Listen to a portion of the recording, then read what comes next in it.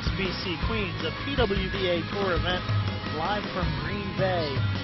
Coverage today brought to you by Storm and Roto Grip, 900 Global, Brunswick, Hammer, and Columbia 300. Roll TV on extra frame. Ready to get started with our next round of matches. And we've got Josie Ernest against Mariana Ayala and Peterson against Zetter in our featured matches for this round. And we bring in a very special guest, the best amateur in the field, Kim Kearney. Hi, Kim. How are you? I am great, Lucas. Thank you. And undefeated today, right? So far in your two matches? Yeah. First match was pretty tight, so I was kind of fortunate to slip by there. And then, you know, the field is strong. There's so many really good, young, talented players these days. And you have to, I don't know, I don't want to say it, but make you feel old with all these young people. It makes me feel old. No. There's so many college bowlers and young bowlers and even some high schoolers that came out to compete this year that it has to be a way different feeling than it did when you bowled on tour more than a dozen years ago, right? Yeah, it's very different. I mean, the field is, like you said, I mean, there's, you know, high school players and you know, some incoming collegiate players, so I don't remember years where there were that many. I think they're just excited about the start of the new tour, and it's really cool to see. Yes, it is, and we've got a couple of young players on our featured pairs here. One of them you work with pretty regularly at the International Training and Research Center. Mariana is Puerto Rican but lives in the Dallas-Fort Worth area, and she's a frequent visitor to the International Training and Research Center, isn't she? Right, yeah. She's a member of Team Puerto Rico, has been for a number of years, and a graduate of Wichita State, so, you know, the foundation was already there. So she comes in our training center quite a bit, a couple times a week, and you know, we're just trying to work on getting her better and more versatile, and, you know, she's a hard worker. Yeah, and Mariana has been she had, like you said, a great foundation with her game, and really, she's a hard worker. I mean, she's always on the lanes whenever I'm down in the training center. It seems like I see her, and she definitely has put a lot of work into her game, and it's nice to see that it is paying off even more for her this week at the Queens. Absolutely. I think, you know, she hasn't, you know, like a lot of these players had, you know, the opportunity to get better at, you know, this sort of field and this format. You know, Team USA and Team Puerto Rico and the competitions are very different than this. So, you know, just getting her mind and her mindset sort of prepared for the way the Queens works. I mean, you know, it's just sort of I don't know, with me, I always think about it, I just don't want to go home. So I think I've done well with this just because I'm way more aggressive, I felt like, when I was bowling pretty seriously this week, because, you know, there's no tomorrow. You have to just show up every shot. Yeah, it's a very challenging format, and I would get, and you've bowled the Queens many times. No offense, but I mean, it's really at some point becomes more of a mental challenge than anything when you get into the bracket play, right? It's very challenging mentally to be able to stay focused, and, you know, especially if you get in the elimination portion of the bracket early, it's just dreadful to try to make the show at that point. It is. You're lucky you won 2 today. Right. It is. It's really tricky. And gosh, I've bowled it so many years. I'm close to probably 30. And years ago, we used to have 4-game matches. So. Oh, really? I think what's so hard about it, even when you're up, I mean, sometimes that's even a more difficult place to play from, because, you know, you don't want to get careful and conservative and try and protect your lead, but at the same time you're like, okay, well, you know, I'm just going to try and stay clean and not do anything crazy, and before you know it, they have a 5-bagger, and your swing's getting a little tighter, and it's hard to get the ball off your hand. Yeah, I talked about that a little bit earlier. It's that, you know, you can have somebody who's really lined up, goes front 5, front 7, or whatever to start the match, and the other person's got 3 or 4 opens, and all of a sudden, 10 frames later, it's flipped, and it's the other way around. It's pretty crazy how these matches can go. It is. It's almost a little bit like, you know, I just thought about it, a little bit like collegiate Baker, like best of 7s, those matches, because the momentum is so significant. And, you know, you see, you know, a swing in momentum, and all of a sudden it's just, and you're like, all that has to happen is a hole, and she's got a double, and you know, this looks very different. Another player you've worked quite a bit with, Josie Ernest, who's on Team USA a few times now, bowled collegiately at Vanderbilt, and now coaching at Vanderbilt, assistant coach there. Yeah, Josie has been a member of our Team USA program for a number of years. She was probably on my second team. So, gosh, I think she was on the youth team when she was about 16 years old. One of our younger players that's ever been a part of it, and she's just continued to get better and better over the years. And great collegiate career at Vanderbilt, winning a national championship, and she is certainly one of our upcoming stars. Already a star, I shouldn't even say up and coming already. Yeah, she's spent some time representing Team USA already, and just throws it so solid. Fundamentals are so good with Josie. They always have been, really. She's been a star since a very young age. And then over on the other pair, we've got Azret Zetter, who you're familiar with. She bowls on the Mexican national team, and very high ball speed, high rev rate. She's got some of those tools that are hard to teach. Sometimes, she can get a little out of sorts with her accuracy, I think. We saw that in the match that we saw her earlier today, where she missed quite a bit left in the match, and it couldn't afford to do that. She didn't have any hold room, and in this instance, a couple of splits to start that time, missing a little bit right and leaving the 2-4-8-10. But another good player, a lot of talent there, right? I've seen her a number of times. I think we're all in trouble when she figures it all out, because that rev rate and that athleticism, and she's a really, really talented player.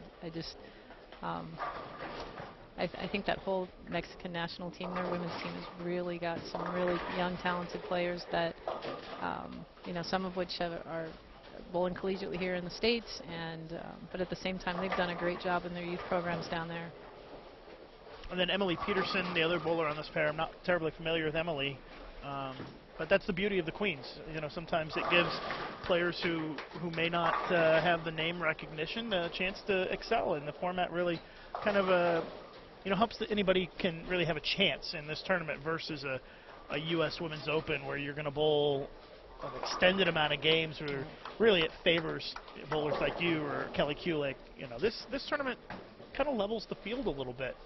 Yeah, I think it always has, and I think it is one of the beauties of the format is, you find a way to qualify, and then you just win some matches. You win 3-4 matches, and all of a sudden you're looking at a television show. And it's always been, I think both in the Queens and the Masters, we've found maybe some less recognizable names, but certainly talented players that have made the show and even won titles. Well, we're early in our matches here. It's, in case you're just tuning in, you're watching Bowl TV on Extra Frame. I'm Lucas Wiseman, along with Hall of Famer Kim Kearney. And 3 games total pinfall is the format in the Queens bracket. And let's see, let's look at our bracket here and see how Kim Kearney did. Kim beat Neshka Cardona 612 to 577, and then took down Amanda Green 650 to 601. So Kim with a couple of wins today. Squeak past, it's never easy, and you get Karen Marcano from Venezuela tomorrow morning at 9 a.m. Thanks, Lucas. I always try not to know who I have to bowl. Oh, just sorry. Gave it away. Well, you're going to find out sooner or later. Yeah, I wasn't going to make it much longer without knowing. But yeah, Karen's, her and her sister both are great players from Team Venezuela. And yeah, Alicia not here this week, but yeah. Karen is, and obviously, and seems to be bowling pretty well. And the other players still alive in the winners bracket. We've got Natalie Cortez, who is the 64 seed, by the way, got the last spot against Jodie Wessner tomorrow morning. Christina Wendell against Kristen Kwa, who bowled Singaporean, bowled really amazing in the second round of qualifying, shot 1297. Erin McCarthy against Deandra Beatty. That should be an interesting matchup. Maria Jose Rodriguez against Leanne Holzenberg. That's another good one. That is a great match. Liz Kulkin against Diana Zafiolova. That should be another good one. Liz Johnson against Shannon Plahowski. Once you get in the winner's bracket, they're all good matches. Right. And then one of the best college bowlers in the country, Brittany Smith, taking on Clara Guerrero. So a lot of very interesting matches tomorrow morning at 9 a.m. in the winner's bracket. I got to look at Brittany today for the first time. She really throws it good. My goodness. Yeah, she has. She's been tearing it up in college bowling the last couple of years. Yeah, I always think when you get into that winner's bracket, especially going into that second day of match play, you just kind of pretty much have to expect that you're going to get a really, we used to say a touring player, like Yeah, someone that was yeah. out all the time, and now with that feels a little bit level. Sure. So Yeah. Exactly. you just get somebody good. Well, hopefully in a few years we'll be able to say that again with the PWBA tour coming back. Unfortunately, you're not in a position where you're able to bowl full time on the tour with your responsibilities at the training center, but such is life. That's the way it goes. Right. I'm very fortunate that I got to bowl for as many years that I did, and I would certainly back then it was the heyday of the women's tour, and I kind of came along at the right time. And 15, 16 years on tour full time. Yeah. I don't know if it's for me any longer, but happy to have a good week so far here. Well, you've got the family at home now, and you've got the career at the training center. Right. It's as life progresses, your priorities change a little bit. Very much. And that's just the way things go. But you had your fair share of success on the tour. How many titles did you? 10. That's pretty good, along with some majors. So yep. It's pretty good. I imagine we'll probably see you maybe at some of the majors, maybe the U.S. Women's Open. Yeah. In New Jersey. That'll be a big one coming up. Yeah, I'll continue to bowl the majors as long as it makes some sense. Well, you're still doing pretty well. Thanks. I mean, how much are you practicing these days? Have you been I know you don't. I'm guessing you don't practice too often, huh? I did my best to prepare for this week. Did you? Yeah. The weeks, there just isn't a whole lot that I am able to bowl, or just because with Team USA responsibilities and the training center, I just don't bowl a whole lot. But certainly have worked hard to try and get ready for this, and I'll try to keep at it. Well, listen, I'm always amazed when I remember maybe 2 years ago we had the league down in the training center, and you hadn't bowled in I don't know how many weeks, and you came out and we're bowling on a sports shot, and you made it look like it was a house shot. You made it look so easy, and I'm like, that just makes me mad. I think being around it so much when you're coaching and seeing ball motion is a little bit of an advantage for me. But well, I find the same thing. I don't bowl nearly as much as I used to, but being around just watching the elite level bowling all the time, I feel like it actually helps me a little bit, because I feel like I'm still seeing ball motion. I'm still exposed to it versus just sitting at home, just not bowling. And so,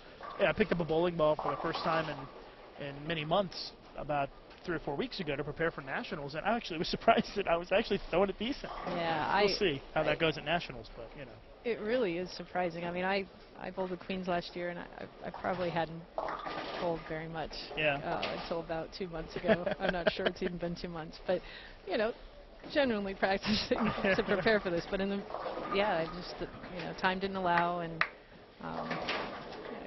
well, you have so much natural ability, This is like hard riding a work. bike. No. I used to think that I was incredibly talented. I have found that it is just pure hard work. Well, we're watching early in our first game. Got a long ways to go, and I appreciate you sitting in with us, Kim. I know that you have the rest of the day off to do as you choose, so I know that it was on your list of things to do to spend some time with me, so... Always happy to be here, Lucas. Well, Thank you for having me. I know that people would like to hear some voices other than mine when we're doing the live streaming. So we had Stephanie Johnson on this morning for a bit for the first round, and then didn't quite have anybody hanging around for that second round. But well, I look forward to the rest of this week, and very much to watching all these young players get out there and bowl on the ladies tour. I think it's only going to make everybody better, and the Team USA program, our players get a little bit more time out on the lanes competing, and definitely. It's just good for the game. So. And let's talk a little bit about this week and the pattern that's out there this week, because it's been. It looks like relatively challenging this week. It didn't take that big of a score to make the cut to the bracket, a little under 205 average. What have you seen in terms of the pattern on the fresh when you get out there? What kind of ball motion are you looking at? What kind of equipment are you using? And what part of the lane have you been looking at generally as a starting point at the start of matches?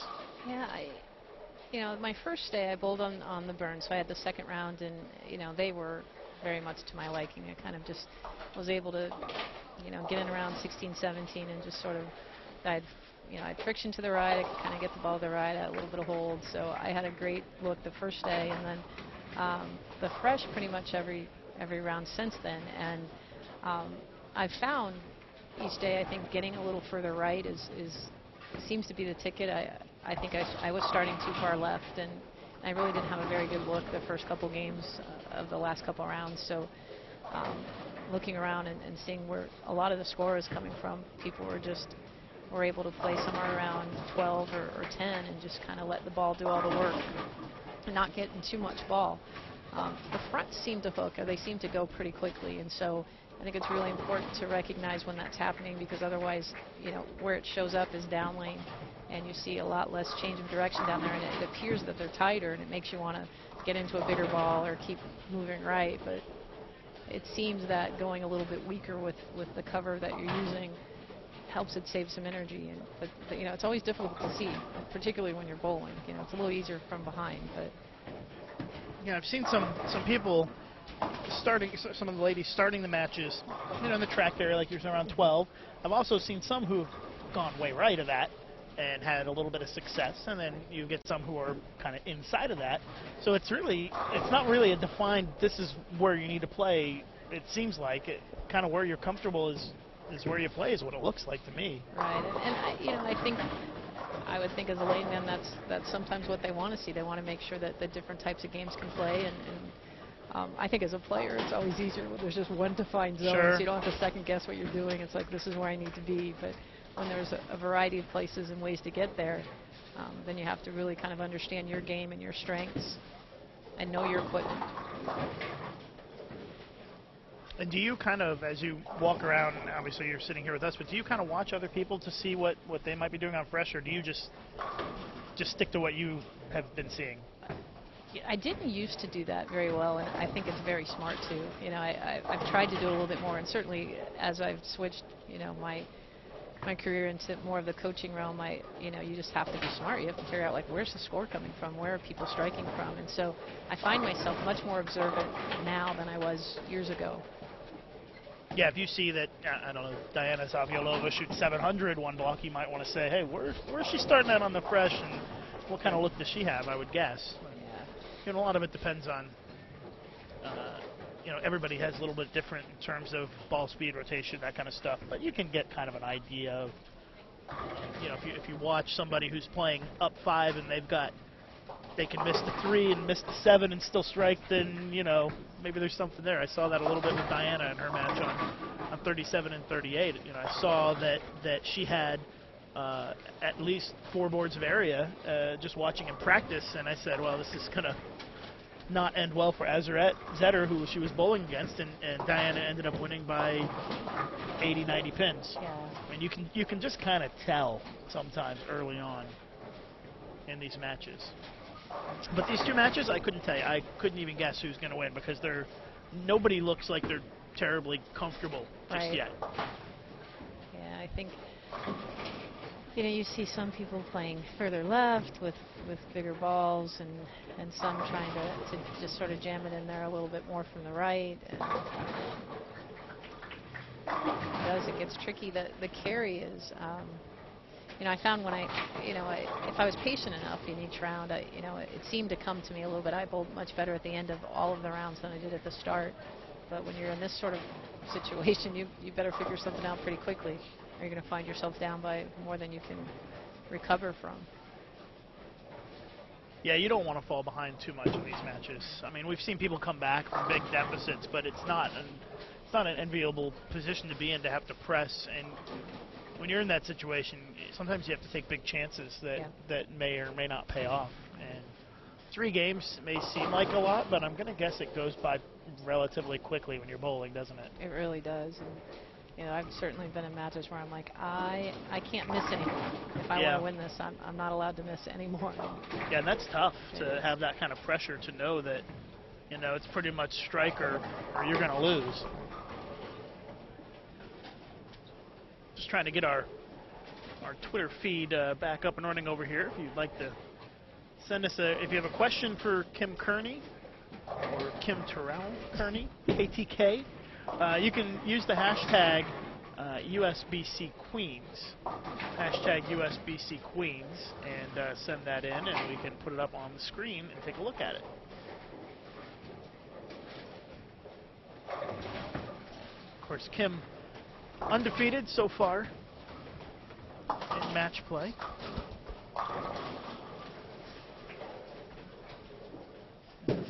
That's our 16 women who are undefeated in the bracket heading into tomorrow, and we're gonna lose 16 players in this round, and then we'll have another round right after this where we will lose another 16. So we'll be down to 16 in each bracket, I think, by the end of this day, down to 32 total players in the Queens side. And of course, the Senior Queens going on down on the low end of the bowling center. And if you'd like information on the Senior Queens, we've got their brackets updated at bowl.com/senior queens, bowl.com/senior queens. And live scoring, of course, available for everything as well at bowl.com/queens senior queens.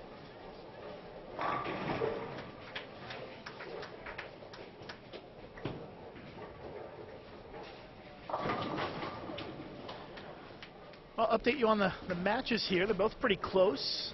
Mariana Ayala leading by 12 against Josie Ernest. And we've got Nazareth Zetter with a nice strike there, leading by 1 against Emily Peterson. Kim, is there anybody besides yourself who you have seen this week who you see their ball reaction and you say, oh, they've really got it? Is there anybody that has stood out, or has everybody kind of had their ups and downs? You know, I wasn't near Diana very much until today. I watched her last round. Well, she was next to me almost last round, and then I watched her first round. And, she has a very good look. Yeah. She has a very good look, and she's just throwing a great. I mean, she's just so good. Verity didn't have a lot of success this morning. But yeah, she lost her first match. Yeah, so. She looked good in qualifying, but. Yeah. And she's locked in a very low-scoring match right now with Giselle Poss down on 21 and 22. Yeah, you know, it's tricky sometimes in this when, you know, you have so much success kind of doing a certain thing, and then, you know, as the field really dwindles down and they change, you know, they're being played so differently with the fewer amount of bowlers that are out there, that to get away from what you struck so much doing sometimes is really difficult, and it just sort of sticks in your head. Well, I know it's the same pattern, but it almost probably plays like two different patterns, right, from qualifying to match play, because the breakdown is so much different now than it was in qualifying. It probably isn't even close by the end of a game or two, right? It really isn't. And, you know, I can say for, you know, all the years that I've bowled this event, you know, when you start getting to the last couple days, everybody tends to kind of migrate more and more to the right. And, you know, even if that wasn't the way they played them during the week, you'll see the break points getting a little bit further right. It's just sort of inevitable, as much as you wouldn't have thought. You wouldn't have thought. It seemed like, you know, getting in and kind of opening it up a little bit was the thing to do. Yeah, and I was talking to Stephanie Johnson a little bit this morning, and saying sometimes it can be a big advantage to camp out on the same pair for 3 games, but by the same token, if you catch a bad pair, it can get really ugly, and it's hard. You get stuck. There's, you know, sometimes not a whole lot you can do if you catch a bad pair, but a majority of the matches are on fresh. There's a few rounds that are on burn. The round this evening will be on burn. Your second round was on burn today, and a lot really depends on who you follow at that point as to what you do. And, you know, it's so different from years past where they never used to re-oil them. So, yeah, and I should pay far more attention to the format, because I think I might have brought too many weak balls in preparation for, you know, worst case, I got into the loser's bracket and I was bowling these later rounds where you're like, they're going to hook. But, you know, a little different philosophy these days in the game. I think there's no round where it's more than a double burn. There was going to be, we made some adjustments so that you would never bowl on more than just the burn. You would never bowl on double burn. So with today's oil, though, it holds up pretty well, I think, the Kegel stuff. Yeah. That it's not as much of an impact, I don't think, as it maybe used to be. Nice double there from Mariana in the 10th to get to max of 220. Started out kind of low scoring in that one. Yeah, it looks like they both figured them out. Mariana started out pretty good, then had a little bit of a rough patch in the middle. But So, you know, as you were saying, I'm really kind of finding a good look on the fresh is important. yeah. And, you know, I'm still kind of digging around trying to figure out what's the right surface, and so hopefully tomorrow have a better answer. Well, it's a good thing you survived those 2 matches then today, huh? Right. At least the first one. The second one I got the bird, I was all right. Oh, that's right. Yeah, you had the Vern the second one. It looks like we have a question that came in for you. Let's see. It is from Kimberly Power. She wants to know if Kim is going to bowl the Sacramento PWBA stop. I'm sure a lot of locals would love to see her again. You're from that kind of area, aren't you? I am. No, I am unfortunately not able to bowl that. We have too much going on at our training center and preparing for our junior Team USA camp, and I just can't get away. I'm disappointed. Steve Cook and, you know, everybody there at the center, you know, it's home for me, so it's hard to miss that one. Yeah, it's a busy time for you guys, I know. Got a lot going on with Junior Team USA, Junior Gold was right around that time, so there's a lot of youth stuff going on. And of course, you guys very involved in the youth side of things at the International Training and Research Center. We have some collegiate teams, even though collegiate season just ended. We actually have the San Jose State men's teams coming in for a couple of days of training. But yeah, and hi Kim. I forgot to say that I certainly know Kim Power. But you know, when I was out on tour back in the, you know, the 90s and 2000s, we never had very many stops kind of close to home. So it's disappointing that I can't get there and kind of have that great support that, you know, that I know I'd see just being back home.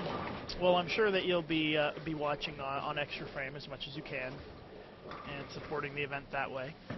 We have it up in the training center whenever there's bowling going on. Which is going to be pretty frequently this summer with all the PWBA events going to be on Extra Frame. So for all of you who are subscribers of Extra Frame, this is just the beginning of the PWBA tour. Didn't cost you any more money either if you're an Extra Frame subscriber. It's a bunch of added content, make your membership even more valuable, your subscription even more valuable. It's Azarette with a Greek church in the 10th frame. And she had an opportunity to be in the lead after this game, but she's going to fall behind. She's not bowled real well on the fresh. The games that I've seen her, she has struggled a bit.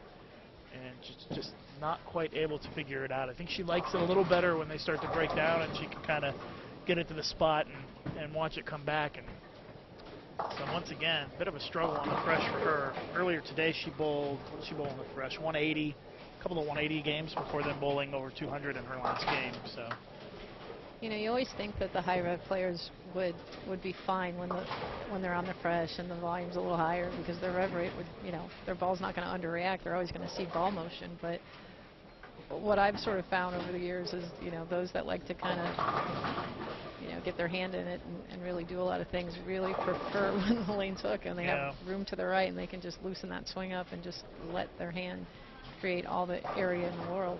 Especially when you, on the women's side, when you see a lot of women who will play right, and then a player like Kelly Kulick or even Azarette can get left and throw it to the spot, and that really creates a nice advantage for them. But that kind of neutralized when you're bowling on fresh a lot. Right. That doesn't really become much of an advantage. So final scores after the first game. We've got Mariana Ayala up by 5 over Josie Ernest, 220 to 215, and Emily Peterson 185 to 170 over Azarette Zetter. So Emily up by 15. See if we have any more tweets coming in. It's one of our new features we debuted today, is being able to show the tweets on our live streaming. Zeke Easy says, listening to one of the greatest women bowlers ever while watching some homies on the USBC Queens. So a nice compliment, one of the greatest women bowlers ever. We're going to pretend like we don't know that that's Zeke Bate, my good friend. It only shows me their Twitter handle. It doesn't show me their full name, but there you go. Someone asking how Anne-Marie Dugan is doing down on 25 and 26. You can actually access the live scoring to be able to see that she's beating Ashley Galante 179 to 165 after the first game. And another tweet from Jay Myers. Can you explain the match play format and rules? Is there any way to track the brackets? It's a pretty simple format, really. It's a double elimination bracket. You know, it starts out like you would the NCAA basketball bracket, 1 versus 64, 2 versus 63, except the only difference is it's double elimination, so there's an elimination bracket. And each match is 3 games, total pins. So pretty simple, and you can find the bracket at bowl.com/Queens. We were just looking over a couple lanes away where Sarah Loker had a spinning 8-pin, it looked like. Yeah, it's it kind of weird. Fell right off the back of the deck. And you actually, I think, probably could see it on the right side of the screen on extra frame here, but yeah, that was strange. But yeah, you can find the brackets and the live scoring at bowl.com/Queens or at pwba.com. Let's see if we can update some of the scores from the other matches. Crawley leads Poss 177 to 159. Some low scoring matches out there right now. Birgit Poplar, who shot 300 to get in the cut yesterday, 245, 196, leading Stephanie Martins after game 1. We mentioned that Dugan is leading Galante, 179 to 165. Buethner leading Kovalova, 243 to 208. Davidson leading Sutphin, 217 to 200. Got Cardona leading Mar, 215, 193. Abel leading Kelly, 209, 178. That was Megan Kelly. Samantha Kelly leading Cassie Luthold, or Cassandra, sorry, I'm used to calling her Cassie. Cassandra Luthold, 186 to 176. And then our featured matches, I'm just going through the live scoring here. Boomershine leading Loker, 247 to 11. We've got Howe leading Alvarez, 214 to 182. Arnett and Sop still finishing game 1, 200 for Arnett. Sop at 185 max. Smith leading Carbonetto, 220 to 195. Boyd leading Reese, 183 to 173. And Warzinski leading O'Keefe, 242 to 201. They're already in the 6th frame of game 2 down there, moving quick. they are going fast. It's really great to see as you kind of go pair by pair how many former collegiate players there are in the field, whether, you know, NCAA or they're coming from USBC Collegiate, that a lot of young, good talent out there. Yeah, and then in addition to that, we've got some veterans like Anne-Marie Dugan out there, who's decided to go out. She's going to bowl full-time on tour. Just signed a staff contract with Brunswick. Right, so, she's back with yeah. Brunswick. She had a lot of wins over the years with Brunswick, so I'm sure they're happy to have her back. Yeah, she's excited about that. They were going to send out a press release this week, I think. So it's nice to see Anne-Marie Dugan out here. She's been working hard on her game, and I know she's been hitting the gym a lot and working out and getting ready for the tour. I think a lot of the ladies have been really getting into tour shape, getting into bowling shape. Kelly Kulik looks like she's thinned out a little bit and put on some muscle and ready to go, and so it's good to see. I guess, you know, if you're it's gonna be your full-time job to be bowling. It's one of the things you've got to take care of. I know that it's one thing that you guys kind of preach at the training center with Nick Bohannon there, who kind of helps with some of that stuff. That devising important. Fitness programs and yeah, stuff for exactly. the team that he's done, and you know, I think just finding ways to stay fit and you know, therefore healthy. Yep. You know, it can be so many games in a row, and before you know it, if you know you're not really prepared for it and taking care of your body, you start to see more injuries. So. Yeah, and I talked about this with Stephanie earlier today. If you lost in the first round today, you would drop into the elimination bracket, and you would bowl. You have to bowl 8 matches to make the show, so you would bowl 27 games over 2 days in the bracket if you wanted to make the show, and you've got to be pretty fit and have some good stamina if you're gonna make it. Exactly. Because that's a lot of games, and nowadays, especially since the women's tour hasn't been around, there aren't that many of the ladies who are used to bowling that many games in that sort of stretch, I would imagine, right? Yeah, I'd have to think so. And just, mentally tough. There's just so many things that come with this format that, I think it's why you tend to see certain players that just kind of excel in this tournament year after year. And I think it's, a lot of that does come from their mental toughness and just knowing how to do this, to never give up. And because you just see matches turn around on a dime before you know it. Yeah, it's the same format we use for the Masters, and I remember one year at the National Bowling Stadium watching, I think it was Wes Malott bowling Chris Barnes, and Barnes came back with a 300 in the last game, overcame an 80-plus pin deficit in that last game to win it. I mean, you just don't know. Yeah. So it's tough. You never know. It almost feels like you can't ever have enough going into that last game. But clearly the key to success in this tournament and the Masters and others like it is to stay in the winner's bracket as long as possible. That's all that really matters, because it is so difficult once you lose. Much easier road on the winner's side. Hey, and you don't have to bowl as many games either. I mean, you went 2-0, so you're done for the rest of the day, versus these ladies who are out here trying to fight their way through. I mean, these are all the ladies who lost in their first match, and now they're in that elimination bracket, and they are the ones who, if they want to make the show, have to win 8 matches. They're going to have to bowl 8 matches to get there, and that's tough. What's good about it, though, I think the format is different, because in the past, 4 would come from the winner's bracket and 1 would come from the loser's bracket. So at least, there's more than one opportunity to get there. Because they have to be looking around in years past, we're like, I'm the only one that's going to come out of this. I have to be the only one that's still standing at this point. Yeah, and I like it a little bit better now with the way it is, because even if you make it to the Final Four in the winner's bracket, you still have a really good chance to make the show, because if you lose in the Final Four, you drop down into that elimination, I call it the elimination finale, where it's 4 players for 3 spots. Right. So it gives the players coming out of the elimination bracket more of a chance, double the chance, because you've got 2 players in that match. And the 2 from the winner's bracket who drop down still got a 75% chance to make the show, 3 out of 4. So still a pretty solid way to do it, and that elimination finale has been really great to watch over the years. Yeah, I was saying it's great for the fans. Yes. Before it would just kind of be, a couple people were bowling for just seedings, and and there was that one match that would kind of determine who was going in at that point. But now it really is exciting to watch. And I don't like to toot my own horn, but you know who came up with that idea? Luke Spiceman.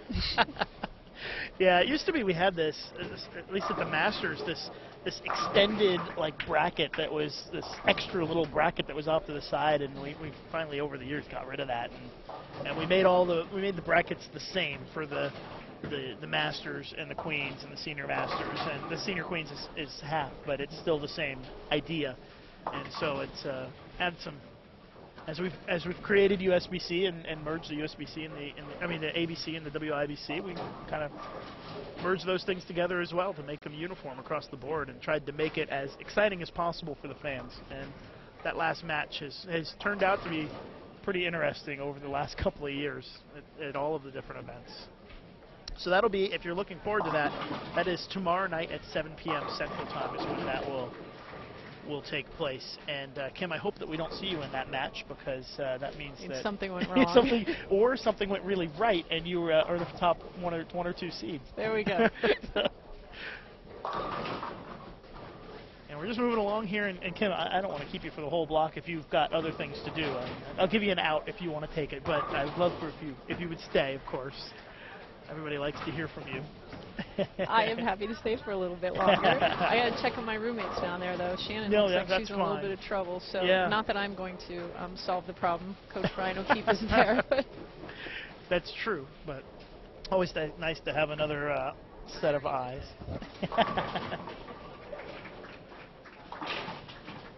But we are halfway through our matches here, as a few open frames in the Zetter-Peterson match.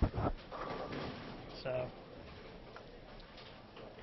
and Josie Ernest with a couple of spares on the board right now. And that one's a pretty tight match. So both matches are pretty close here. And we are moving right along as you saw Chris Schlemmer, one of the only people tall enough to make it into our frame on our cameras.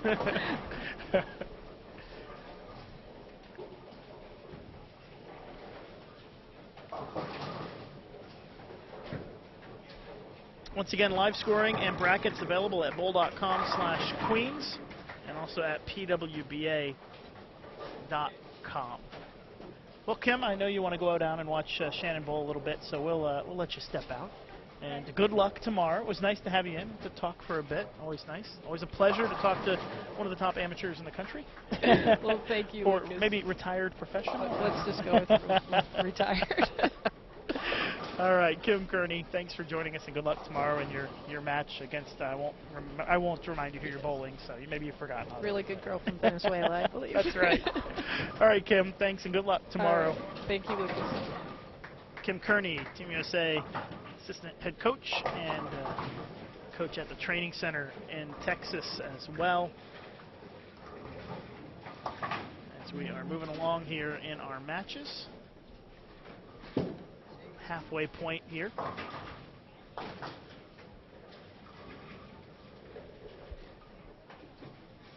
Got Josie Ernest getting ready to step up on lane number 37, trailing in the match by 17 pins against Mariana Ayala.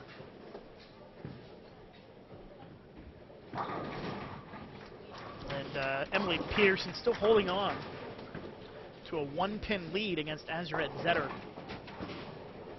at about the halfway point of that match.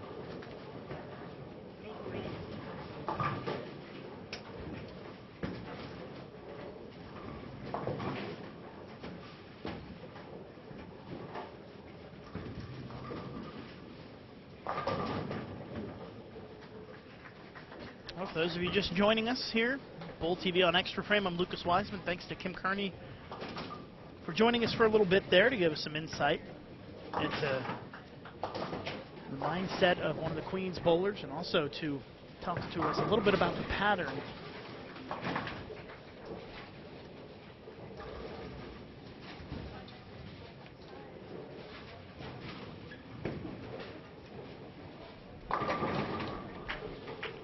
Moving along here, about the halfway point of both matches.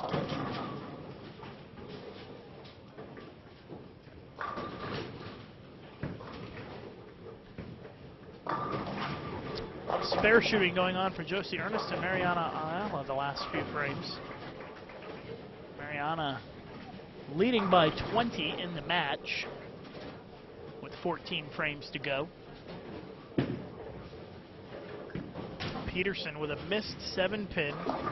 Back-to-back opens for her as Azarette is in the lead by a little more than a mark now.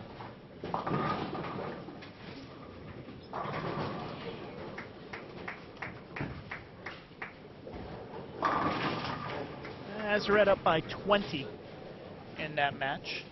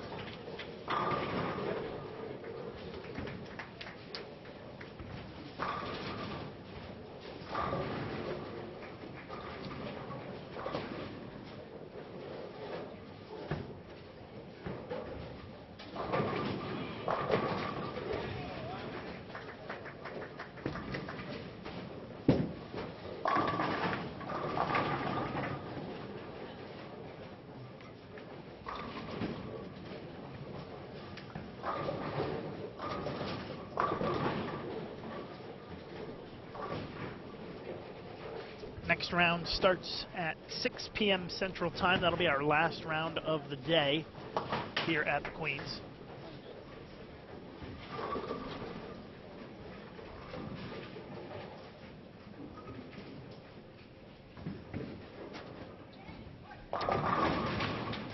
Looks like we've got a couple of more tweets that have come in the last few minutes. Got I Walk It Out cheering for Sarah Loker. Looks like Sarah trailing by 7 going into the last game against Lindsay Boomershine. And we've got Jay Myers wants to know the toughest spare I've seen converted so far in match play. We saw Azarette Zetter, who's up right now, convert the 3-4-10 split earlier today, so that was a pretty impressive conversion.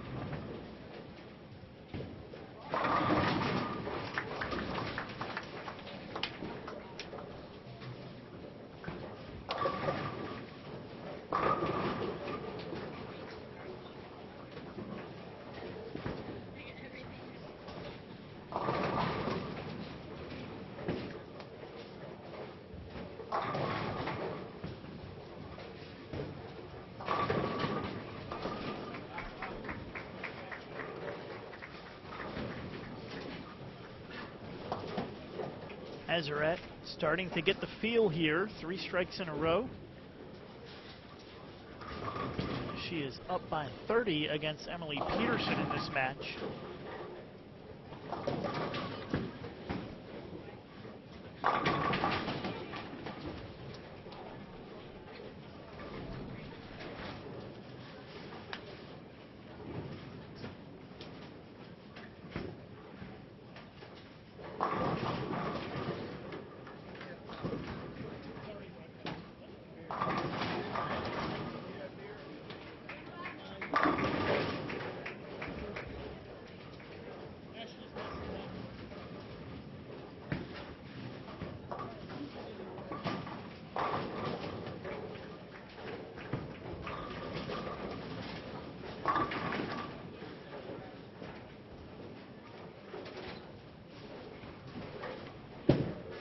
Peterson looking for a double, gets the job done, snaps that 10 out for another strike.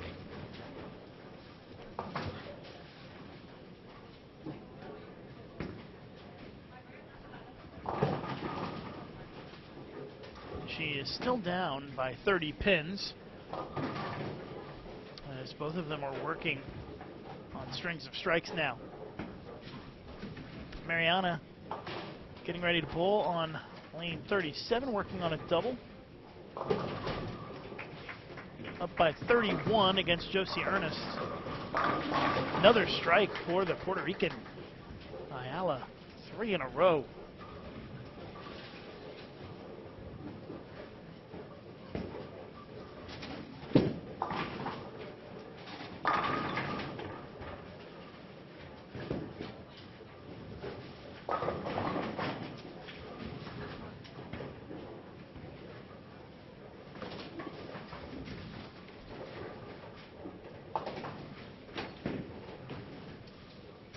Josie Ernest trying to hang in there, looking for another strike, turn it into a double.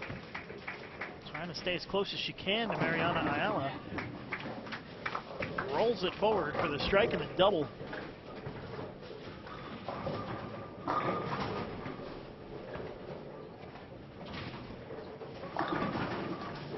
Josie still down by 31. All right, Azarette, you'll see her come into your picture here in just a moment on the right side of your screen. Working on 4 in a row.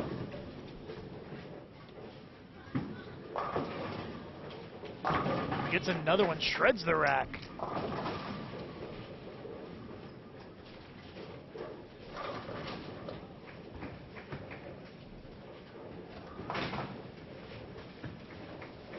So Azarette up by 30 again. Josie with a strike for her 3rd consecutive strike here. First shot in the 10th. She can get to 230 this game. That would get her to 445.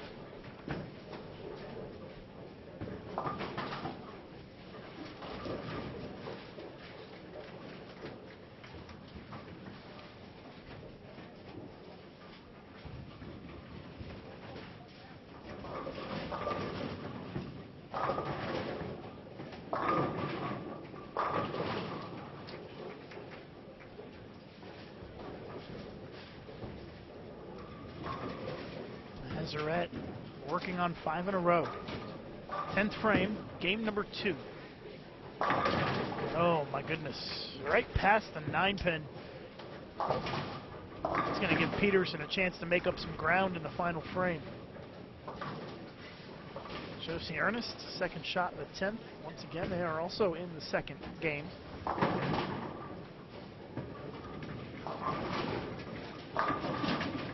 Look at that 10, it wobbles, it stays up. That 6-pin kind of sat lazily right against the 10. Had enough on it to give it a little tickle, but it doesn't go down.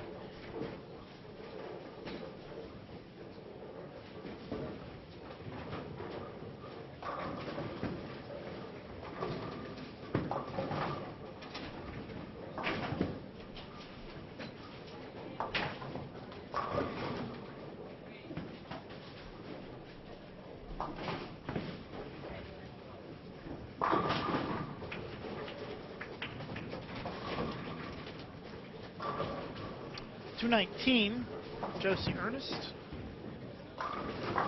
bowling pretty good set so far, 215, 219. Mariana's just been a little better.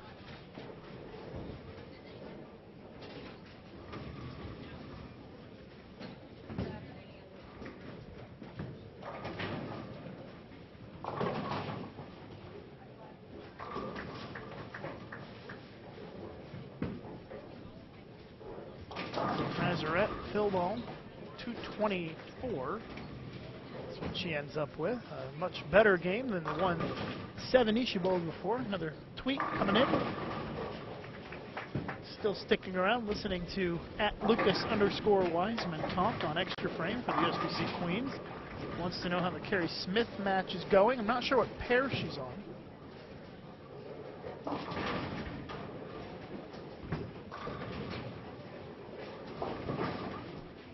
She's down on 47. You can, of course, find this all on the live stream, live scoring. Carbonetto is up by more than 100 on Carrie Smith. Mariana had some momentum going into the 10th frame and just lost it all with that big 4. Giving away a lot of pins here in the 10th frame.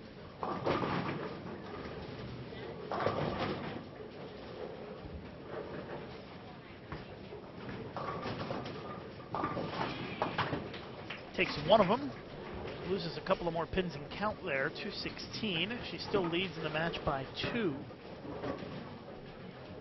436 for Ayala, 434 for Ernest, heading into the final game. Peterson got the first one in the 10th, and this time leaves the 4-pin. Pretty nice comeback for her here after a rough patch from frames 3 to 6. She strings together 4 in a row.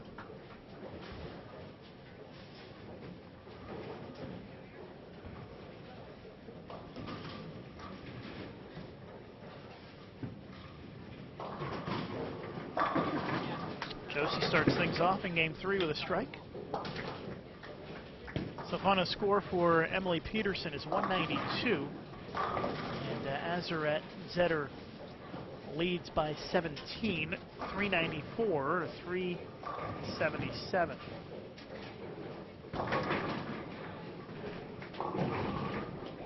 Azurette was down by 15 going into that game and turns it around to go up by 17 now overall.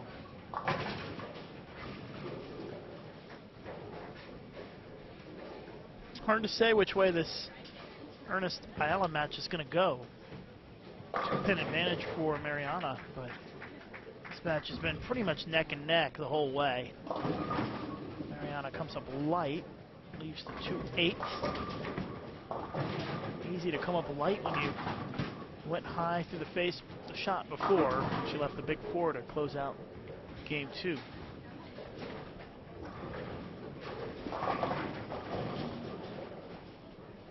Next round coming up in about an hour and 5 minutes at 6 p.m. Central Time.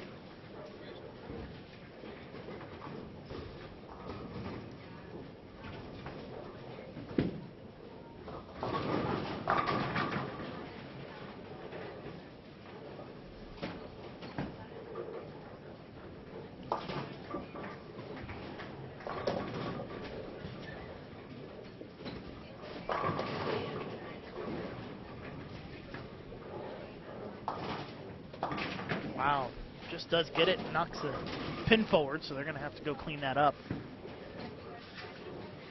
It's just in front of the rake down there on the left gutter on 38. Might be able to get that from the back.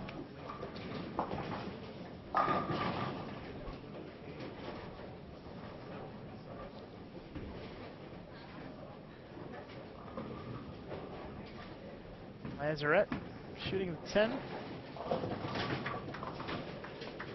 Covers it up. Both matches pretty close.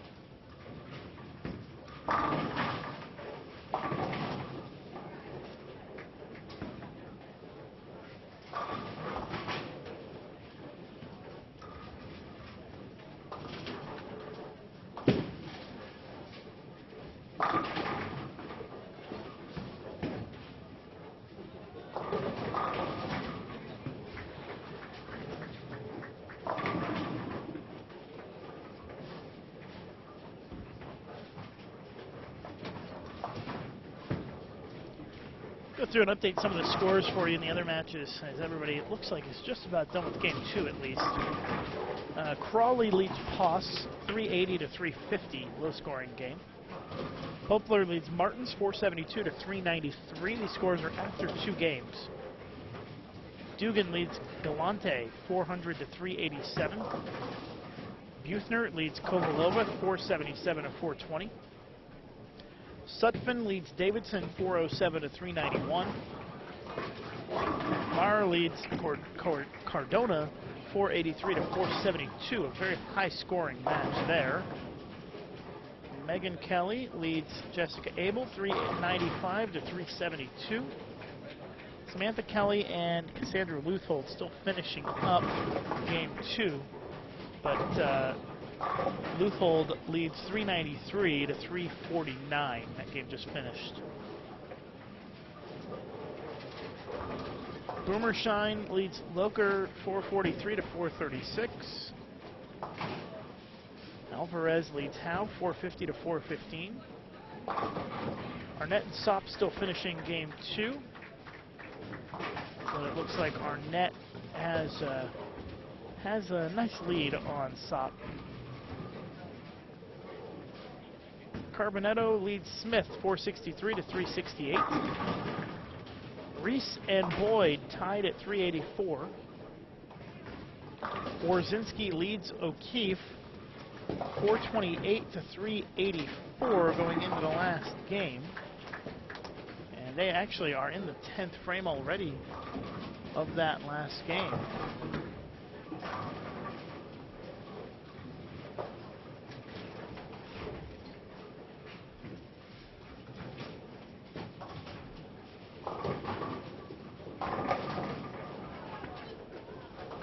Looks like Orzinski needs a mark in the 10th plus some count to shut out O'Keefe in that match down on 51 and 52. So Shannon O'Keefe on the verge of going 0-2 in match play and being knocked out.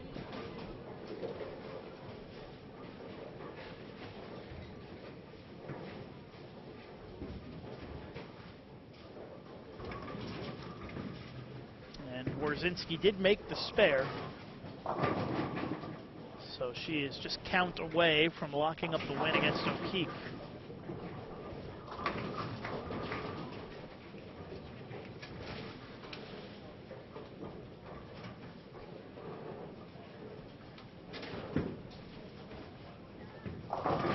Very close game between Zetter and Peterson. Virtually even, just a couple of pins difference. As we work in the 3rd frame of game number 3. Mariana leading Josie in the match on the left side of your screen by 2 coming into this game. And that is a big double for Mariana Ayala.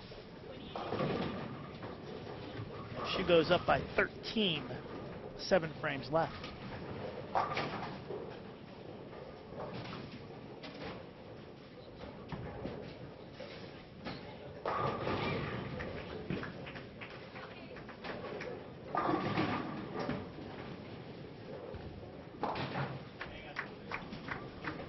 Orzinski got 8 on the fill, which is enough to shut out O'Keefe by a pin. If my math is correct.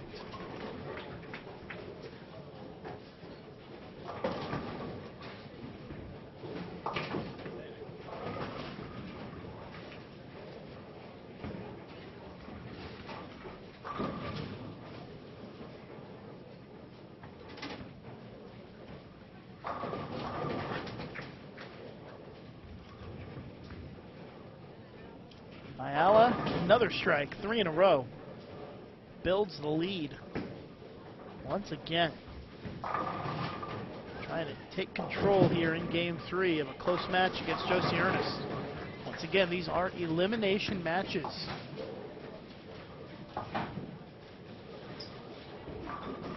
That was a lead change for Peterson as she throws the front 3 to take the lead by 7 against Azeret Zetter.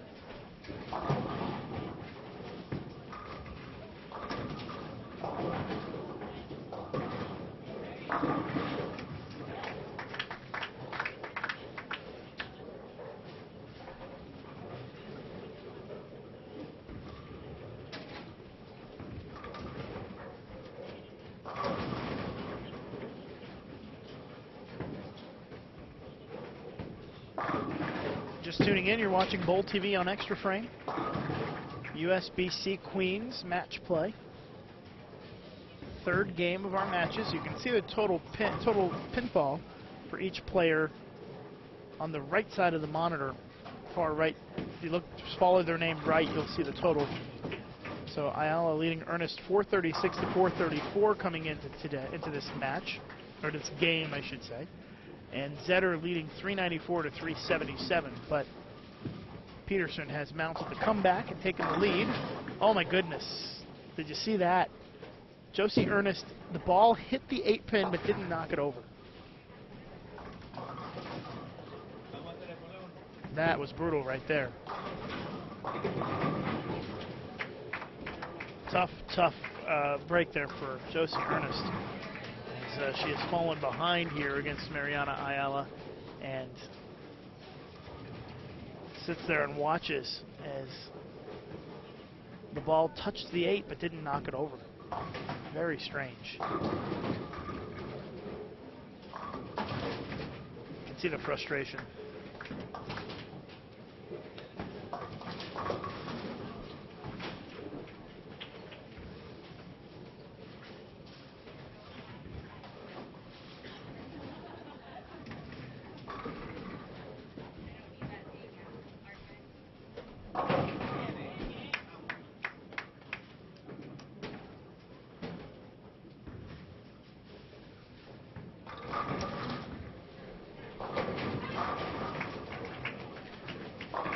Zetter down by 6. She'll have a chance to double for the lead here in just a minute after Mariana goes first.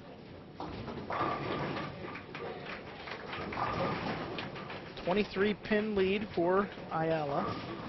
5th frame, game 3. Once again, up 23. Can push it to 33 with another strike. She's throwing the ball great this game so far. Oh my goodness, pulls it 4-6-10 split. Will tighten things up yet again in this match.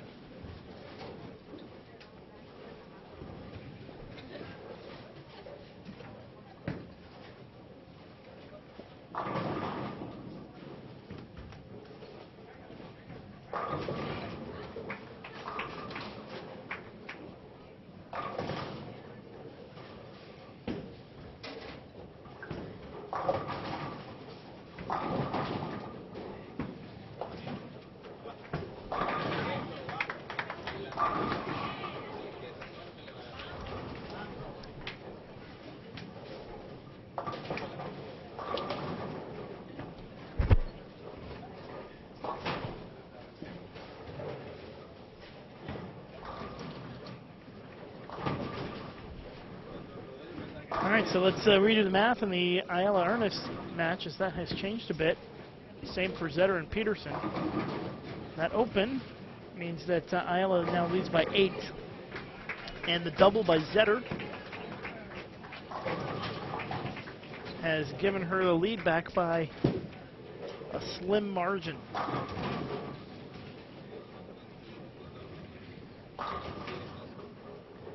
Azerette leading by 5 now. Half a game to go. Starting to get a little bit more stressful here.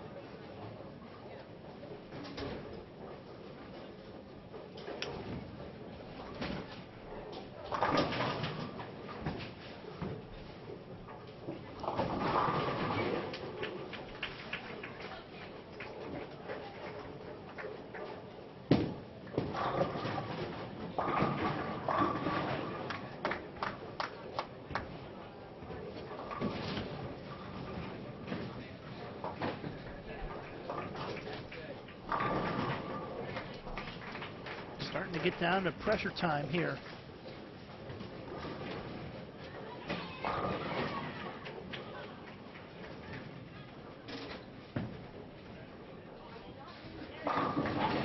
Nice strike there by Ernest. She trails by 8 pins in this match with 4 frames left. Azurette Zetter leads by 5. She can go up by 15 with another strike, looking for her 3rd consecutive strike here. She'll be coming into your picture in just a moment. I think you can just barely see her elbow and her hip on the right side of your screen there. She's getting ready to move in here.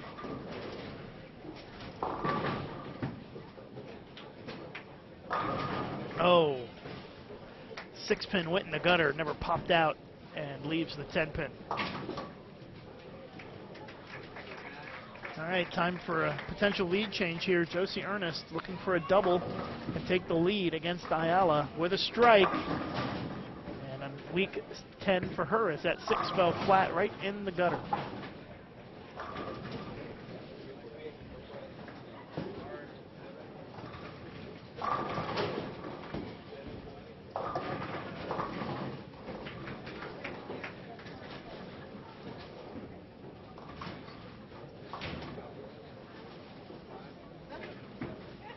Azurette trying to clean up the 10-pin. She does.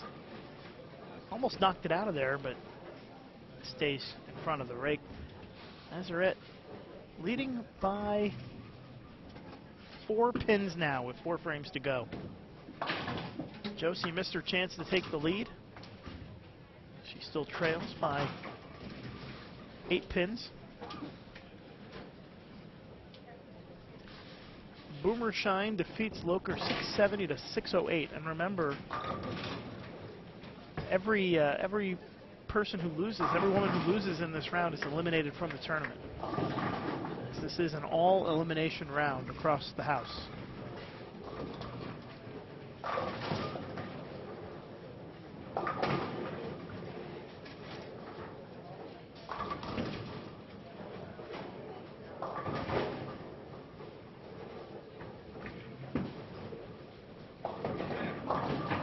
Setter comes up light, leaves the 2-8. Drops a couple of more pins in count there. Now she only leads by 2. A couple of tight matches here. Ayala stepping up 7th frame, up by 8. Both matches within single digits. Headed down the stretch here. Last time she split on this lane. And this time she leaves a 10 pin. Much better result for Mariana.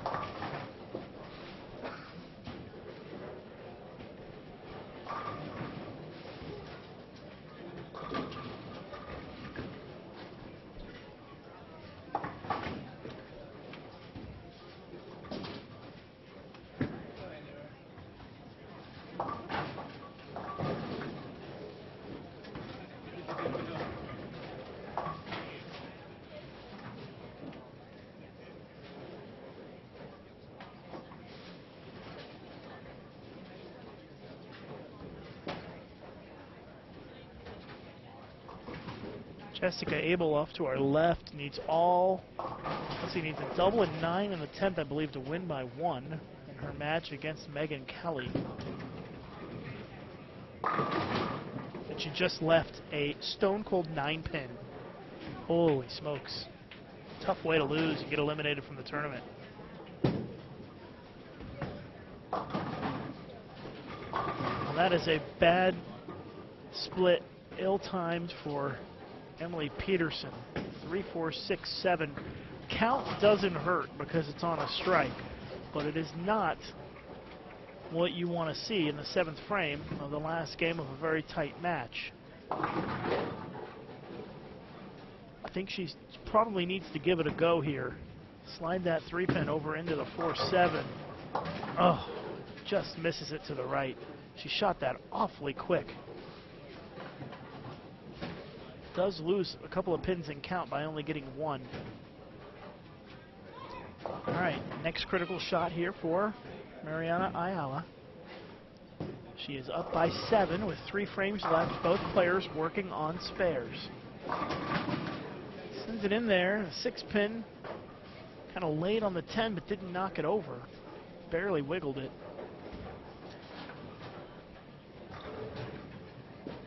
A lot of matches finishing up across the house. We've got two of the better ones right here for you. Emily Peterson is down by 18, starting to slip away here a little bit down the stretch. She leaves the baby split. Next round coming up in 45 minutes here on Bowl TV on Extra Frame.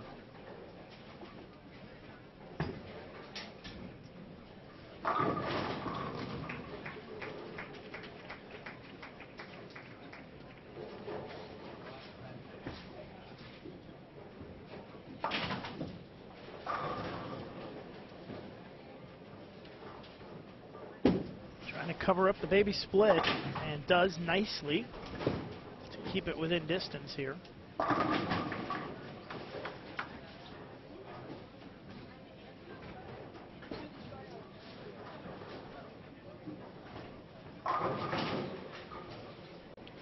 Josie Ernest down by 6.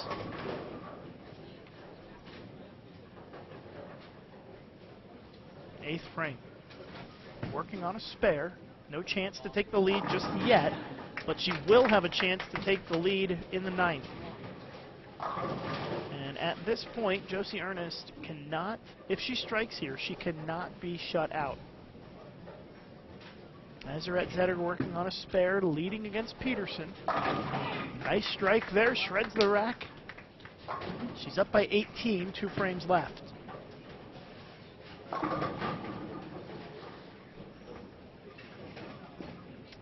Keeping it very focused on our matches here down the stretch.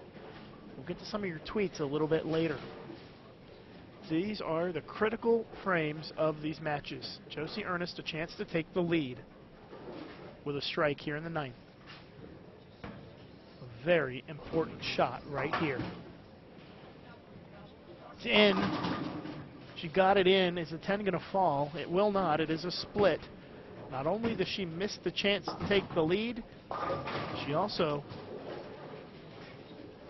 may fall even a bit more behind here. Zetter working on a strike, up by 18, can go up by 28 going into the 10th. Pulls it, Brooklyn leaves the 6. Ernest, I think she's got to go for it here.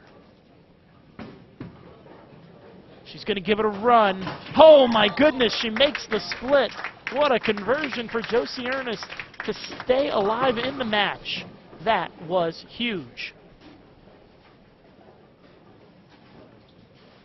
Wow, that was big time right there.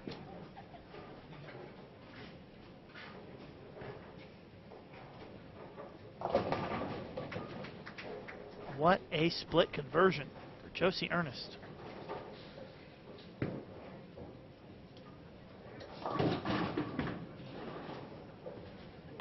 Zetter makes the spare.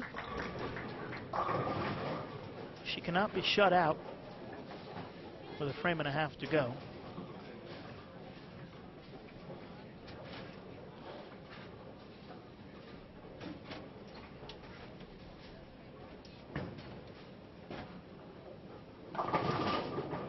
High pressure situation here in Green Bay. Elimination matches, tournaments on the line here for every player in this round. Good shot, leaves another flat 10. Mariana still has the lead. She can shut out Josie in the 10th if she makes this. Emily Peterson down by 18. Leaves the washout. Big trouble for Peterson now. Now down 22. And facing a very difficult spare. She has to make it and hope for an awful lot of help in the 10th out of Azarette, in addition to striking out. Both matches really close here on the featured pairs. Mariana needs to make this here to close out the 9th frame of our final game.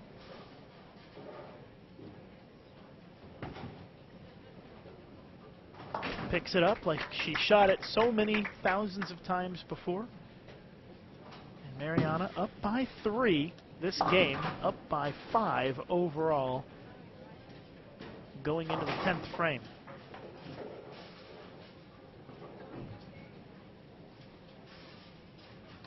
A double in the 10th with count on the fill. Mariana Ayala will shut out Josie Ernest.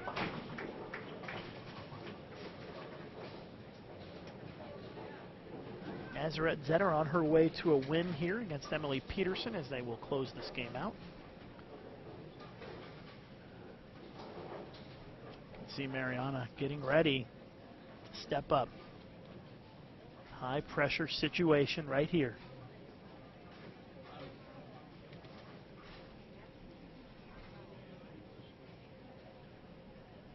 Mariana, left side of your screen, getting ready to come into the picture. Needs a double and count for the shutout here in this elimination match at the Queens.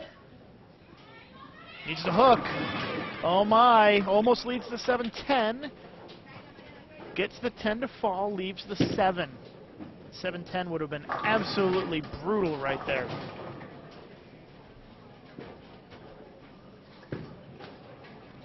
What this means is that Josie Ernest is going to have a chance to win the match, no matter what Mariana does here.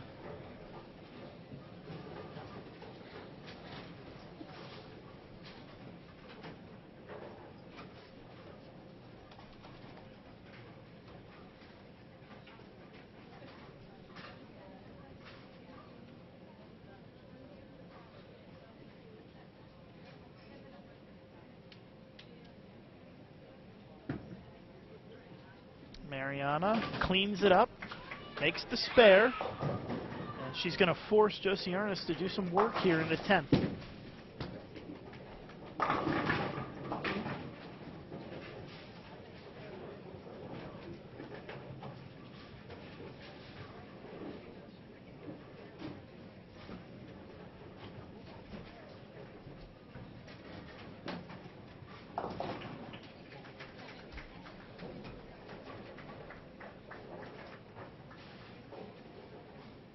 Strike here. Ayala shoots 201, which would put her at 637. Josie Ernest would need 204 to win the match, and Josie can max at 209.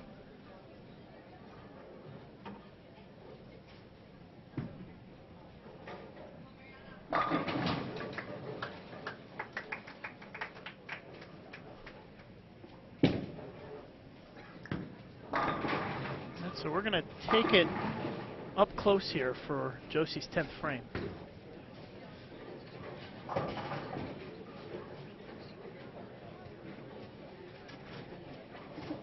Team USA member Josie Ernest, a chance to come from behind and win her elimination match against Mariana Ayala here at the Queens. She needs a double and count here in the 10th frame, or Mariana Ayala advances. Must strike situation right here. Josie Ernest pulls it, leaves the 3-6-10, and Mariana Ayala is going to survive. What a match. What a finish. Azurette Zetter going to pick up the win against Emily Peterson and move on in the elimination bracket. But Ernest and Peterson both eliminated in this round.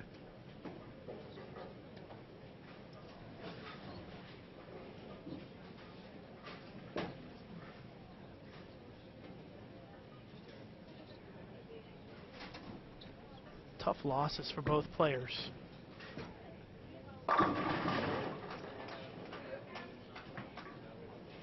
As Ernest throws her fill ball. Next round coming up at the top of the hour is when we will start. Final score 636-629. Ayala survives that match. You see the scoreboard for Ayala. She made a lot of spares down the stretch. that helped keep her in front. Zetter wins 590 to 574. Let's run through the other scores in this round for you as everybody is finishing up. Poss comes from behind to defeat Crawley and knock out our top seed, 587 to 530. So Verity Crawley eliminated after earning the top seed. Poplar defeats Martins, 700 to 614. Dugan defeats Galante, 614 to 575. Buethner defeats Kovalova 679 to 668. Davidson survives a close one against Sutphin 617 to 608. Marr defeats Cardona 739 to 716 in a very high scoring match. Megan Kelly defeats Jessica Abel 594 to 574.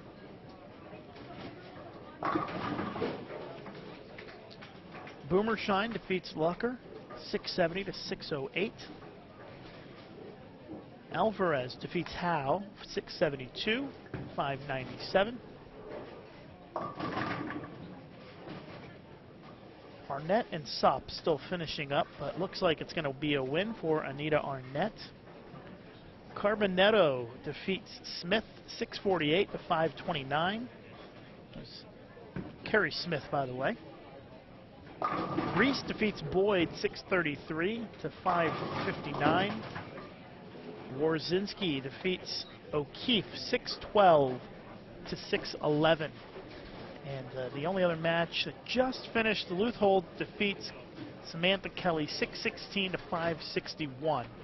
Our next round of matches are coming up at the top of the hour. We'll keep the stream up and running for you and be back with our commentary as soon as we get back on the lanes for score at the top of the hour here live at the USBC Queens at the Ashwaubenon Bowling Alley in Green Bay, Wisconsin.